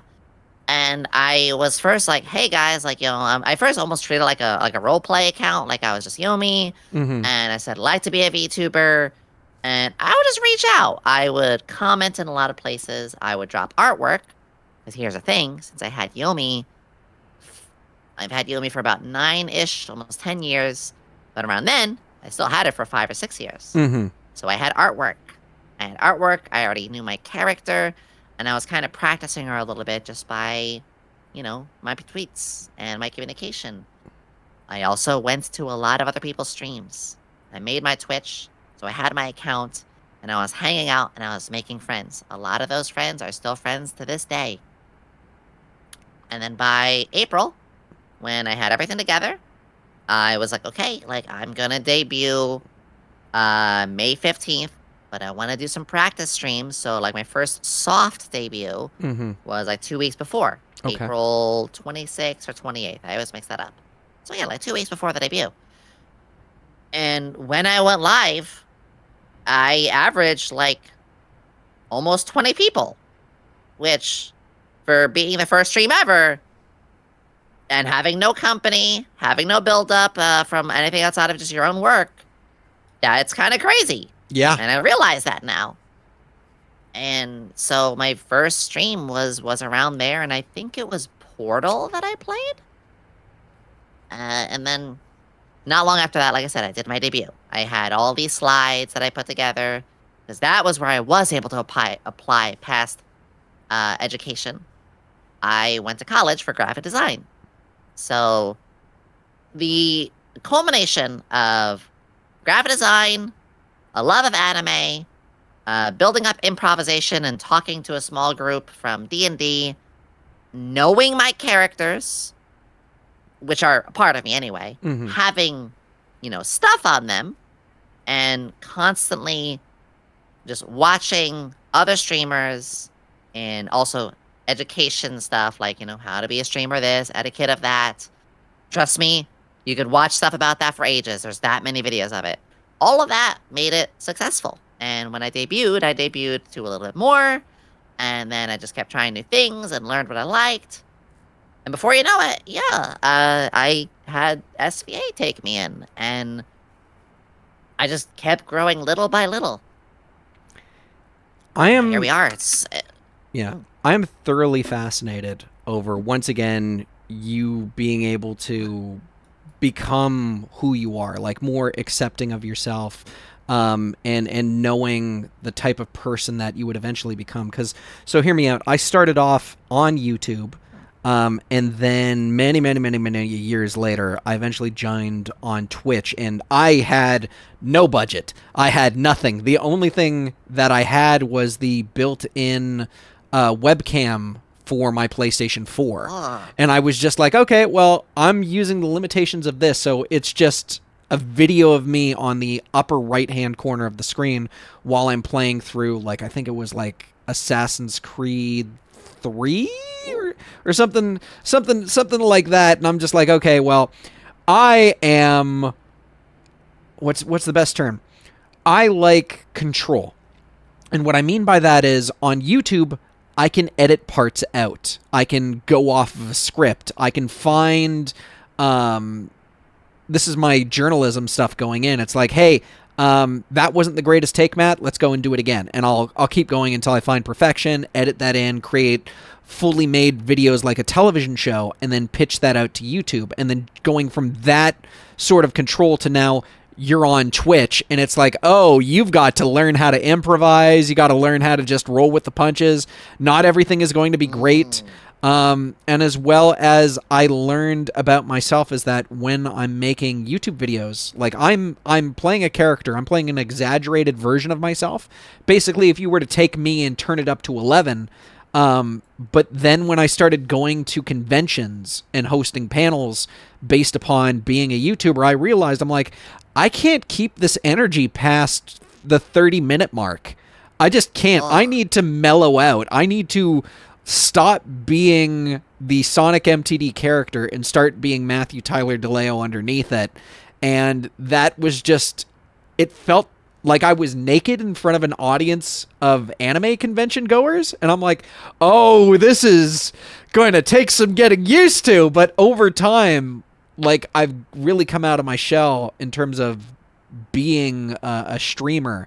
But I still very much prefer the control of, like, okay, that take wasn't great, let's do it again from scratch. But, like, the fact that you are able to sort of, I wouldn't say naturally, because I haven't seen your early streams, there's probably been a lot of growth since then, but, like, to go from... God, my early streams are cringe, yeah. But I Good think cringe, though. I think that's actually kind of the nature of it as well, because you have to go back and say, okay, I have these early videos. I'm not going to delete them, but Jesus Christ, that was horrifying. So Yeah. And here's the funny thing, like, when I first started, was stuttering a lot. I didn't quite have my voice figured out yet.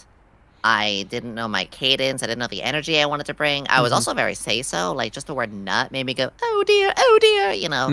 And then I realized, like, listen, no, you like to be loud. You enjoy, and I would find this slowly. Like, I'd realize people liked it when I would drop a swear once in a while.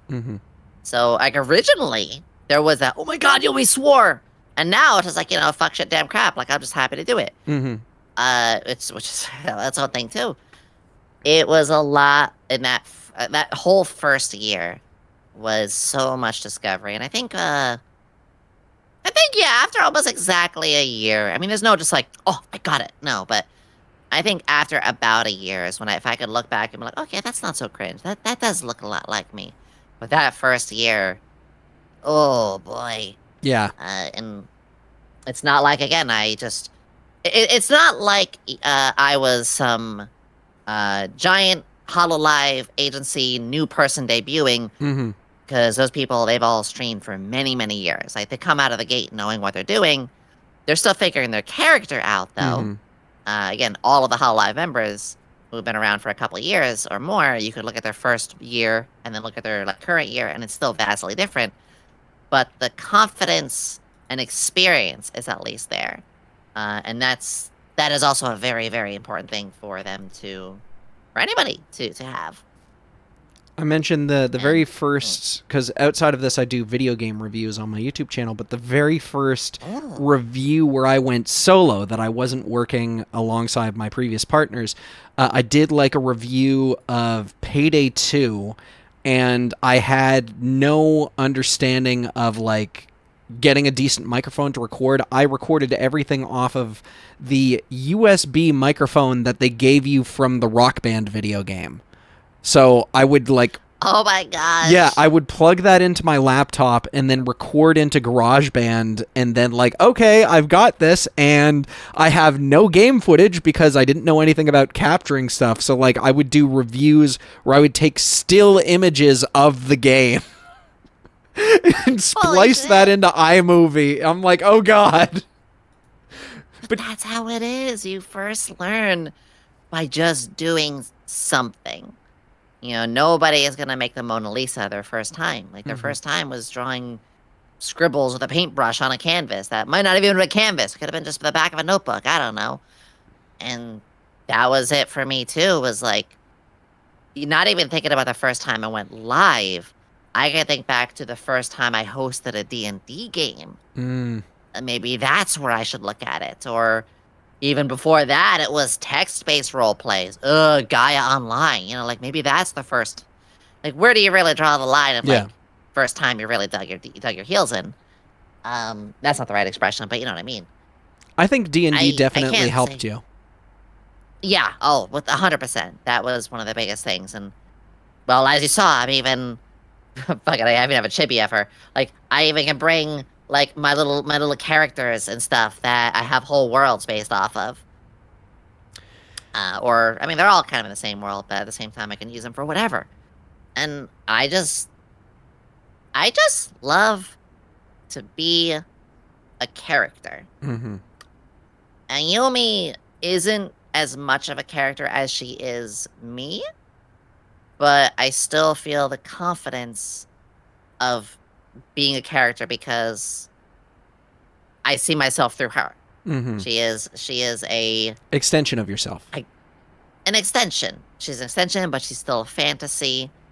But when I go live, that first hour we're yapping, like I'm talking about IRL. I'm talking about, real name here, without doxing any important details. When I And I think first that's also the big divide between Western and Eastern as well with Vtuber, but it's a whole nother subject I'm not even ready to talk about. So when I saw your character model, eventually it turned into possessed Wendy's hamburger girl. But originally, because I saw the white skin, the blue, hair and accents or whatever, I was thinking some kind of like ice witch or something like that, or something like Funny you mentioned that. There's my ice staff over here. Yeah, I was definitely sitting there going like, okay, it has maybe some kind of wintry theme that I just don't know off of the get-go. Because I know, what is it? You mentioned Pathfinder, you played a demon character called a Shang-Chi? Oh, it's Jiangxi, yes. Jiangxi, sorry about that. That's okay. They're the Chinese hopping vampires. Or zombies, I guess you could say. Mm-hmm. That was another character, too. Carry on, though, yeah. Yeah, I was thinking originally it had something to do with that or a snow kind of presence type of situation. And I was just, once again, delighted to find out. I'm like, nope, I was dead wrong. And I got to learn more about it. If you don't mind me asking, though, because you are a alchemist-style character. Happy to tell you everything, yeah. But I also know that you have a favoritism for Dexter's Laboratory. Did that sort of... Yeah. I was Jeez. I was sitting there going, did Dexter's Lab sort of influence you wanting to go science? Or what made science be part of your character outside of D&D? Yeah, so... just kind of going back even in the design first, which I'll grab another one of the old artworks. Again, same thing, early version. When Yomi was first designed, like I said, it was originally a culmination of everything I liked. We didn't even know what race it was. It was just, I like weird skin tones. I like sharp teeth. I like the bean brows. I like the, all that stuff. But when I brought her into a tabletop game, which this was actually the first version. You saw the first drawing of her, but again, the maid and everything, it didn't quite fit for a D&D. This is where I actually brought her in. In fact, the headpiece is actually a deity in Pathfinder, Shalene, the little silver feather. Okay. We found the right race was a tiefling. And tieflings are, humanoids with devil or daemon, some sort of, underworld kind of blood into them. I always thought a that being tiefling said- was more of a hobbit-style race, but it's been a while since I've looked up the book. It's okay. And Pathfinder lets tieflings have so much more customization than you would in D&D. In D&D, they pretty much always have horns. D&D, their skin colors are only a couple. But in Pathfinder, it's like any skin color. The horns don't have to be there. Pathfinder, they could have webbed fingers. They could have no nose. Like they went really far with what you could have. So it was originally, when Yomi was designed, me trying to just figure out what she was after the initial drawing, because originally I was just like, it's whatever. The science theme, again, coming with a drawing, was really just something I had always enjoyed, especially in terms of like characters. So, the stiff braids that I have, I liked Candace from Pokemon. She had those.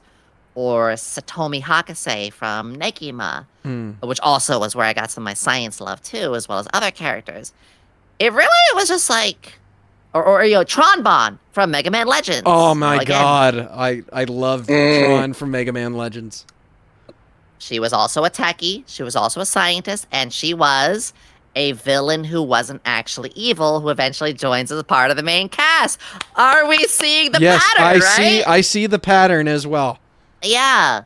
There were all of these characters I ended up just liking that happen to be, maybe in the field of science, or, again, my character design. I think another one, like, Hyperdimension Neptunia. There was, like, the underling character, Linda. She had chompers. She had, like, a pale skin. She had, like, the kind of... It really was this culmination of just, I like this, I like this, I like this. And that was the original culmination put into what Yomi is. Dexter's Lab, though? Like, that's definitely a big childhood. I think that was, like, a good kick into me liking science characters. Mm-hmm. And then, again, when my friend designed Yomi, I already had love for, like, even more science girls and science characters on top of that. As well as the swirly glasses. That's always been something I like. The Coke bottle, the swirly glasses. I always like those kind of girls. Because behind it, they usually had, like, very pretty eyes. And if those ever came off, it's like, oh, another layer of the character. The gremlin is dropping. The crazy scientist is dropping. And, oh, they actually have, like, a deep backstory. And you can see, again, where that trait I like is as well. And for those that are watching, if you insert the code Omelette du Fromage, you can get Yomi's plushie for 20% off. No. Omelette du fromage. Oh my god, I just saw someone in the chat mentioning, I just saw someone in the chat. Isn't she the VTuber that was on Fox 2 Detroit? Yes. I, along with Cammy Camisol of SVA, we were brought in for a news segment that was talking about, it was promoting a convention. Mm-hmm. And yeah, we gotta show a bunch of boomers and old ladies, weird anime girls on the internet for 10 minutes. It was crazy. I mean, whatever works. Let me go back into this. I threw myself back on camera. I wanted to ask, let me just look at the questions here. Check that. Yeah, I ramble. Oh, no. I have a list of things that I've written down. I'm like, okay, what have I missed? So your break, I know your birthday is coming up, your birthday being August 20th. Are you going to consider possibly doing a birthday stream, or are you thinking about, my birthday needs to be time for me to just sit down, relax with my friends, do it on my own type of situation? Like how long are you thinking this break might possibly last for you? I think we're mixing some dates a bit. I mean, August is 3 months away. I ain't gonna be stopping streaming for 3 months. I'm stopping streaming for only for a week. You know, if you stop streaming for 3 months, you're destined. You're toast. Okay. It's my 3-year anniversary. That is in 2 days. That is actually I'm on a break for.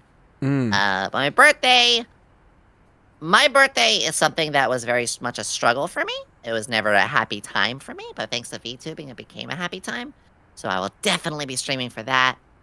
I like to stream for holidays because, and I'm not always able to, but I try to, because people are lonely during those holidays. There are plenty of people who, are not doing so hot.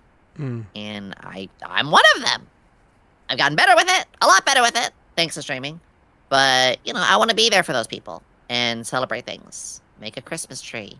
Maybe this year, because since I baked the Valentine's cake, maybe I'll bake a birthday cake. I don't know. Ooh, that'd be nice. But, yeah, I want to make sure... actually, funny enough, though, that being said, I want to try to take a break for myself every 2 months or so. So, like, end of July, early August, I'll probably be taking another week break. Less deep as this one is, because this one is very much like self-discovery and a lot of other stuff. More of just like, hopefully I could just be a nice little recharge. I'm learning the importance of it. Quite badly. I'm learning the importance of it, because like my body and my mind really have they hit that like check engine light. Yeah. Okay. Well, so long as you're not overloading yourself, because I know that there's some people that will Absolutely. keep going until they collapse. And I'm Almost dead. yeah, I'm glad that you're still up and ambulatory. I suffered really bad physical damage in February 2025 that I was at a show. I did a stage from I did a dive from the stage to the floor. My knee went left, my leg went right, and I felt a tug. Ugh. Yeah. And first of all, partially torn ACL sucks. Yeah. Essentially, Yikes. I broke myself, but I'm like, okay, I can't stand. Someone get me a chair. I need to finish the rest of this concert. And then after this concert, I need someone to drive me to the hospital. And so we finished the show. But after, I got back from the hospital, I realized I'm on crutches. I can't work. I can't do anything. And I ended up losing my job. But like, I'm a creative, right? So I was sitting there going, well, look at all this free time that I'm going to have to work on something. But I realized that because of the damage that I sustained, because of the fact that I lost my only source of income during that time, I just was not emotionally and mentally capable of just putting on a happy face and working on content. Sometimes I was just sitting there going like, I can't do this. Like, I can't stream. I can't. I'm feeling sad and physically broken, which is contributing to my mental break. And if I keep going at this rate, I'm just going to walk away from everything in general. So I did the only thing I could, and I just took months of a long hiatus while my body started healing. And then once it healed, then I started streaming again. And it wasn't until Wrath came along that I'm like, okay, now SonicMTD is back, baby. Now we're cooking with full gas. But like, not everybody can take, like, sometimes your body will just let you know it's like, you're not ready. Don't force yourself.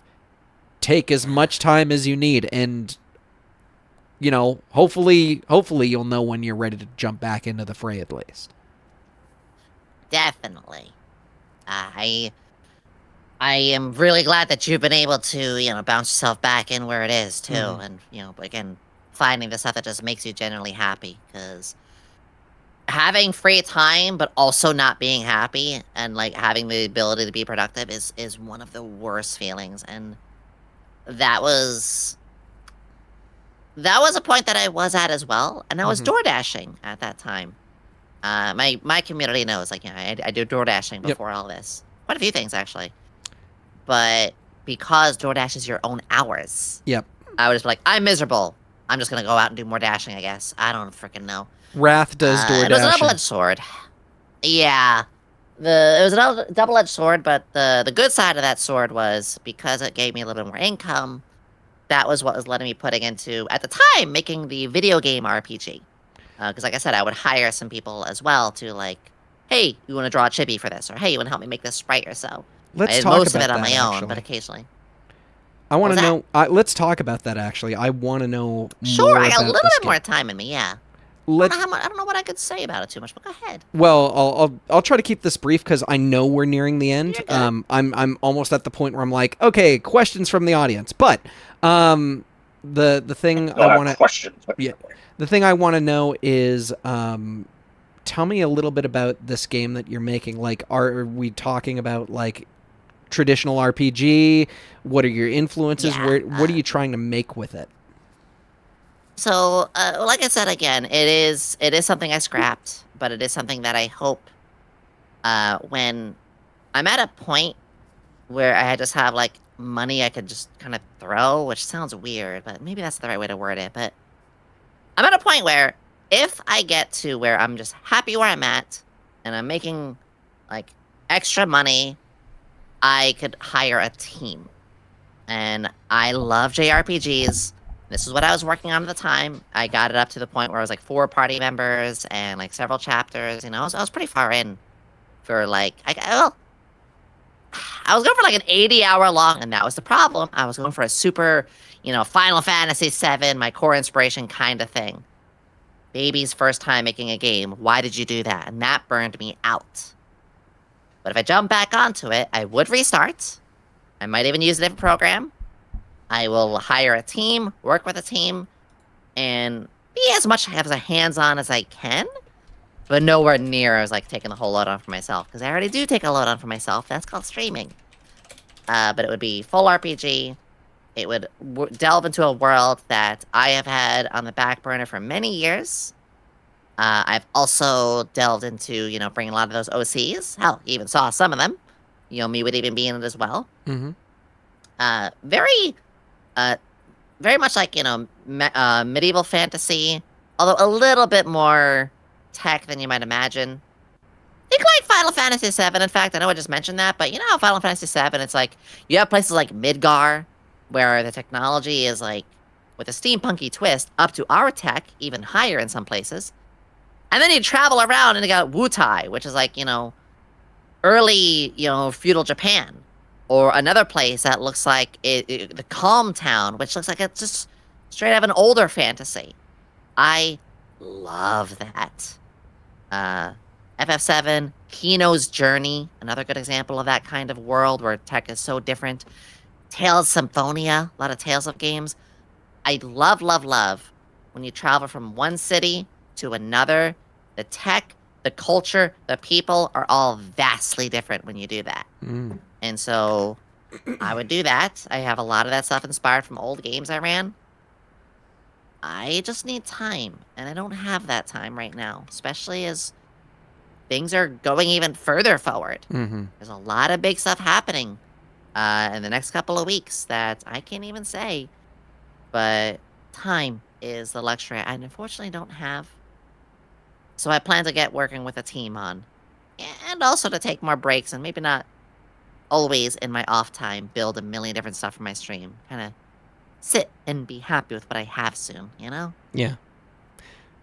If you don't mind me asking, first of all, I have next to no experience playing Final Fantasy. I think the only thing I've played was a fighting game which came out for the PSP, so I need to change that about myself in the future.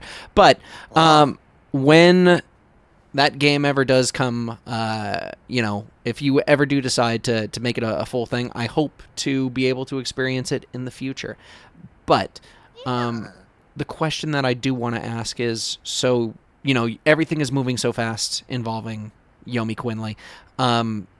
Where do you possibly see your trajectory going, if you don't mind me asking? Yeah, So I have my aspiration, and then I have the realistic side. My aspiration is to go all the way. I want to do 3D concerts. I want to see my image on, products. I want to be where we see, like, when you see a HoloLive member, and you can see their face on a lot of stuff. They're voice acting in animes or covering songs, or again, those concerts, or Gargura was in a Taco Bell commercial a couple of years ago for the fries. Like, Yep. I would love for that to happen, but I also don't want that to happen just out of, oh, look at me. No, I want to be there because I know I can bring just joy to people with my image there. I'm pretty happy where I'm at financially. I'm pretty happy where things are. Like I said, if I get extra money, it'd go to producing a game. I also want to, like, low-key, I want to find a diamond in the rough VTuber and just be like, all right, I'm going to buy your PC. I'm going to buy you a model. I'm going to sit with you and teach you. Like, I literally want to be someone's, like, true senpai like that. I'm not looking to get a mansion or some big Lamborghini or whatever. Mm-hmm. Realistically, I think I'm going to continue with, like, the growth I have been doing. Slow and steady.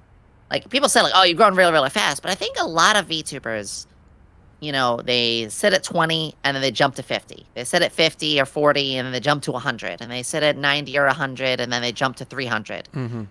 I've never had that. You look at my graph, it's just 20, 30, 40, 50, 60. It's just gradually going up. Stagnant maybe a little bit, but there was never a explosion. Mm-hmm. Could happen. I have a lot of plans that I can't say. There's a lot of things, but I kind of just see the tortoise and the hare staying as that tortoise and gradually just getting to where it's going to be. Unless some little miracle happens, I don't know. I just want to not have all the hard work turn into nothing. And I think that's something I should also learn to be okay with, is sometimes you work really hard and it doesn't pay off. And I think a sad truth is there is a fear in me about that I need to face and realize is possible. I need to stop pushing as hard as I do. And I need to accept when the slower times. I need to accept that my body cannot run 100 miles an hour all the time. And that's its own journey, too. This month is actually one of my lesser performing months. Mostly because I'm on break right now. Mm-hmm. And I'm okay with that. And the fact that I'm okay with that is in itself its own growth. I want to see myself not growing massively as a streamer right away. I want to get there slowly. I want to see now myself grow as a person more. I want to see myself a little bit offline with my friends more. And I want to see some stuff a little bit more automated too. Maybe I can hire somebody to start doing my thumbnails. Maybe I can start hiring another person to do highlight videos for my channel. So I guess short term, I want to see more automation. Long term, I want that automation to help me find more time for hobbies and friends. Super long term, I want to explode. Well, I think I speak on behalf of, your fan base by saying it has been an absolute delight to be able to speak to you. And regardless of where you go growth-wise, I'll be cheering for you in the weeds. And I'll definitely reach out. I might, you know what? Fuck it. I will join your Discord because, once again, anime nights sound wonderful. So I might join up just to watch that. Wrath, do you have any questions that you might want to ask Yomi? Because I'm running out of things to ask. I've had fun. I've had too much fun. So, Yomi, do you like horror? Right. Oh. I forgot to ask this question. So I respect horror. I respect it. I see Jason Voorhees. I see Freddy Krueger. I'm like, you got a legacy. Those 80s and 90s, you guys, you done good. But me personally, I don't enjoy it as much. I'm not really into gore. I'm not really into blood. Same. I'm very much like long-going stories and character developments and stuff. Mm-hmm. I also do have to be very careful. I've had my lung collapse on me several times growing up. Stresses can induce massive heart racing kind of things. Are not good for me. Again, got the bleb, the weakened tissues, if you will.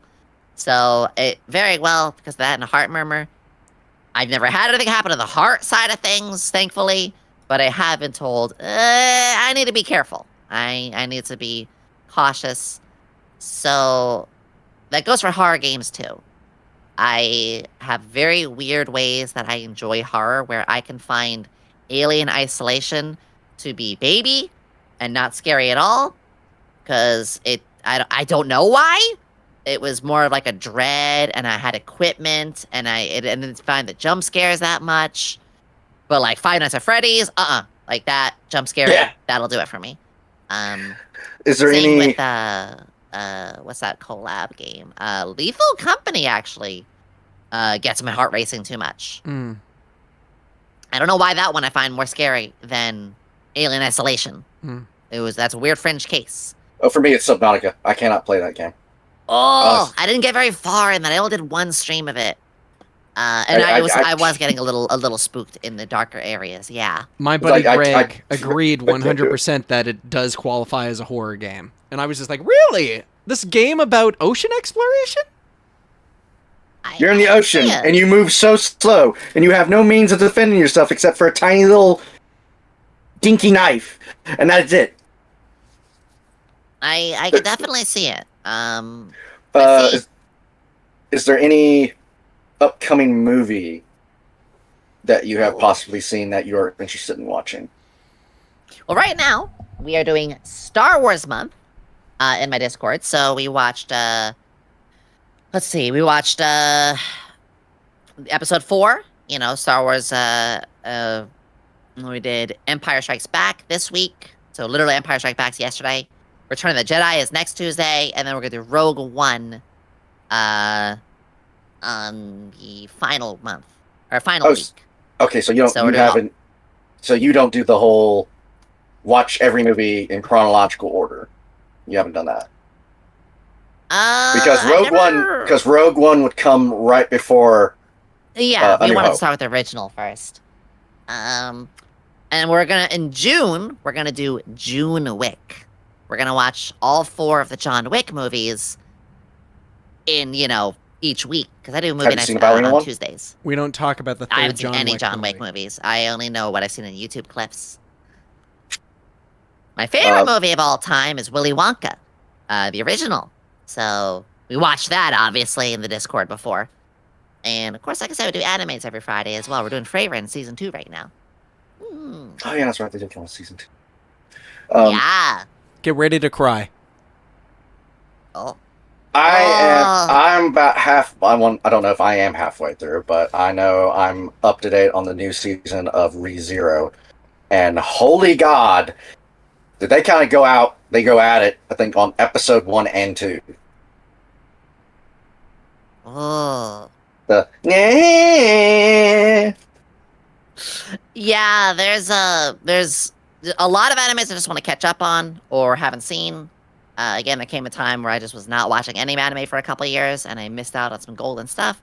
And that's the beauty of having these nights. I get this chance to sit with my community and watch stuff together with them, stuff that I missed out on, or stuff like that I don't really remember super well. So, good example, like I said, we watched Black Lagoon not that long ago. Mm-hmm. And I was like, I mean, it was voted for, but I hadn't watched Black Lagoon for over a decade. Yeah, that sounds about right. So I'm gonna be re-seeing things because I also have a bad memory. Mm-hmm. I also have this thing where, like, after so many years, I just don't remember much at all. We're doing Nier Automata, the game, right now. I did, when it came out, play Nier Automata. I'm streaming it now, and I'm like, I don't remember any of this. And it's a blessing and a curse, because on the one hand, basically feels like a first-time playthrough. On the other hand, like some other important stuff I could have done a while ago, and I'm gonna either misremember, misconstrue information, or just be like, wait, I did this? Huh. It's a weird feeling. Very weird feeling. Almost every year I watch Kiki's Delivery Service, and every single time I watch that movie, I cry like a little girl. And some of the times have been in public when it shows up in IMAX things or whatever. So like I'm sitting there silent, but like tears are coming down my eyes like waterfalls, and I'm like, don't let them see you cry. No one can see you in this moment of weakness, Matt. For me, it was a dog's purpose. Let it out. For me, it was a dog's purpose. I feel that.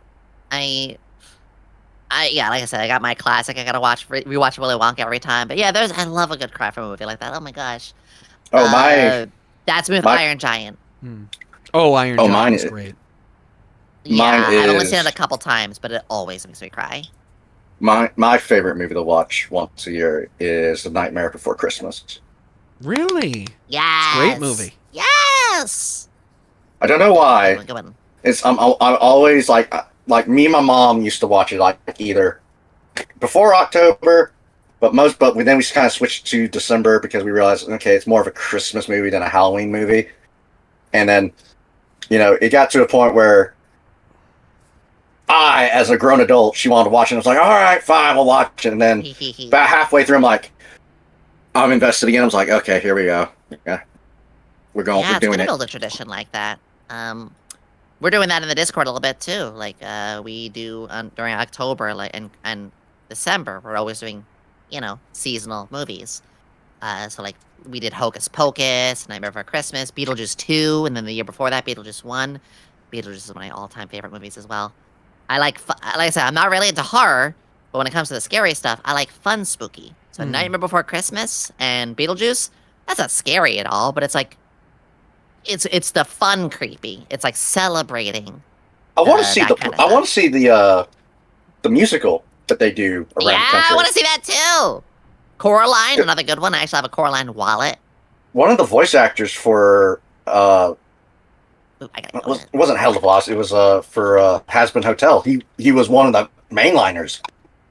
Nice. Oh, I love that series.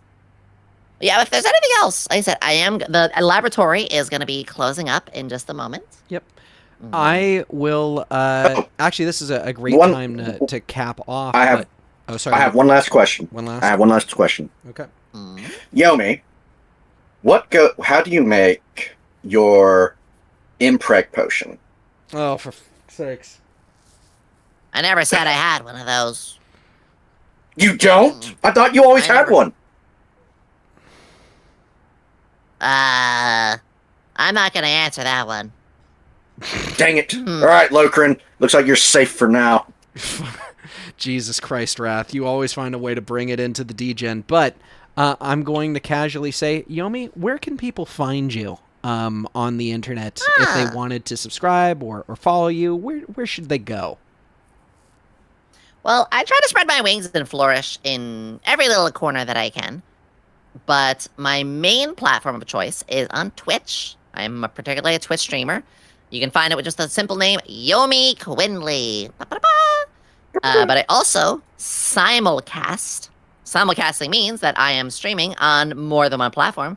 So if you are interested in just being on the YouTube side as well, perfectly fine. You can find me over there instead. Yep. I also, if you are interested in the social media side, same thing. I do put myself on Blue Sky and Instagram, even on YouTube posts. But my main one there is actually in Twitter. We don't call it X in this house. No. Nope. So I You would say don't. my primary is Twitter and Twitch. But once again, you can find me in any and every little place in the corner. Put my logo up because I can. Ba-ba. Oh, perfect. I was going to drag over your actual Twitch page, but having the logo is perfect. So, Screenshot that. yep, it'll. Made this there you one go. myself. As I said, graphic design is my passion. I Uh, I'm and going, I also stream 4 times a week. I stream Tuesdays, Thursdays, Saturday, Sundays. So often it's 5 days though. I'll do a collab. I'll be somewhere else. I like to peek my head in. And a big thing right now is I have a plushie available on U2's, which is crazy because my plushie is like right next to My Little Pony and Hell of a Boss plushies. And I was like, Oh my oh God. God. Yep. That's kind of amazing, isn't it? and I'm very honored to be having that. And what is it called? Lola Bunny as well. Yeah, right next to Right Lola next to- Bunny too. yeah, Like, God damn. But it's an honor having that, and the people at U2's did a really good job. I don't sell my merch to make money. I mean, it's really nice that there is stuff but I just want to give people something to have. I say as I hug my own right now. Well, on that happy note, Yomi Quinnley, thank you so much for joining us on the show, and hopefully we'll be able to thanks for talk having in me. the future. I will be joining your Discord channel and tuning in for anime. Aw. And very briefly, I noticed through one of your live streams, I think it was on the Tomodachi Life, and through talking with Bipsy GG, we now have 2 VTubers that have dropped the name Shy Lily. So maybe it might come a time in the future where I decide to sit there and go, you know what? Shy Lily might be someone to interview in the meantime. But in the meantime, it has been a pleasure speaking with you, Yomi. Have yourself a wonderful. You are loved and you are cherished and you matter. Thank you. And remember, as always, remember to love, to laugh, and to learn. Bye. Sonic.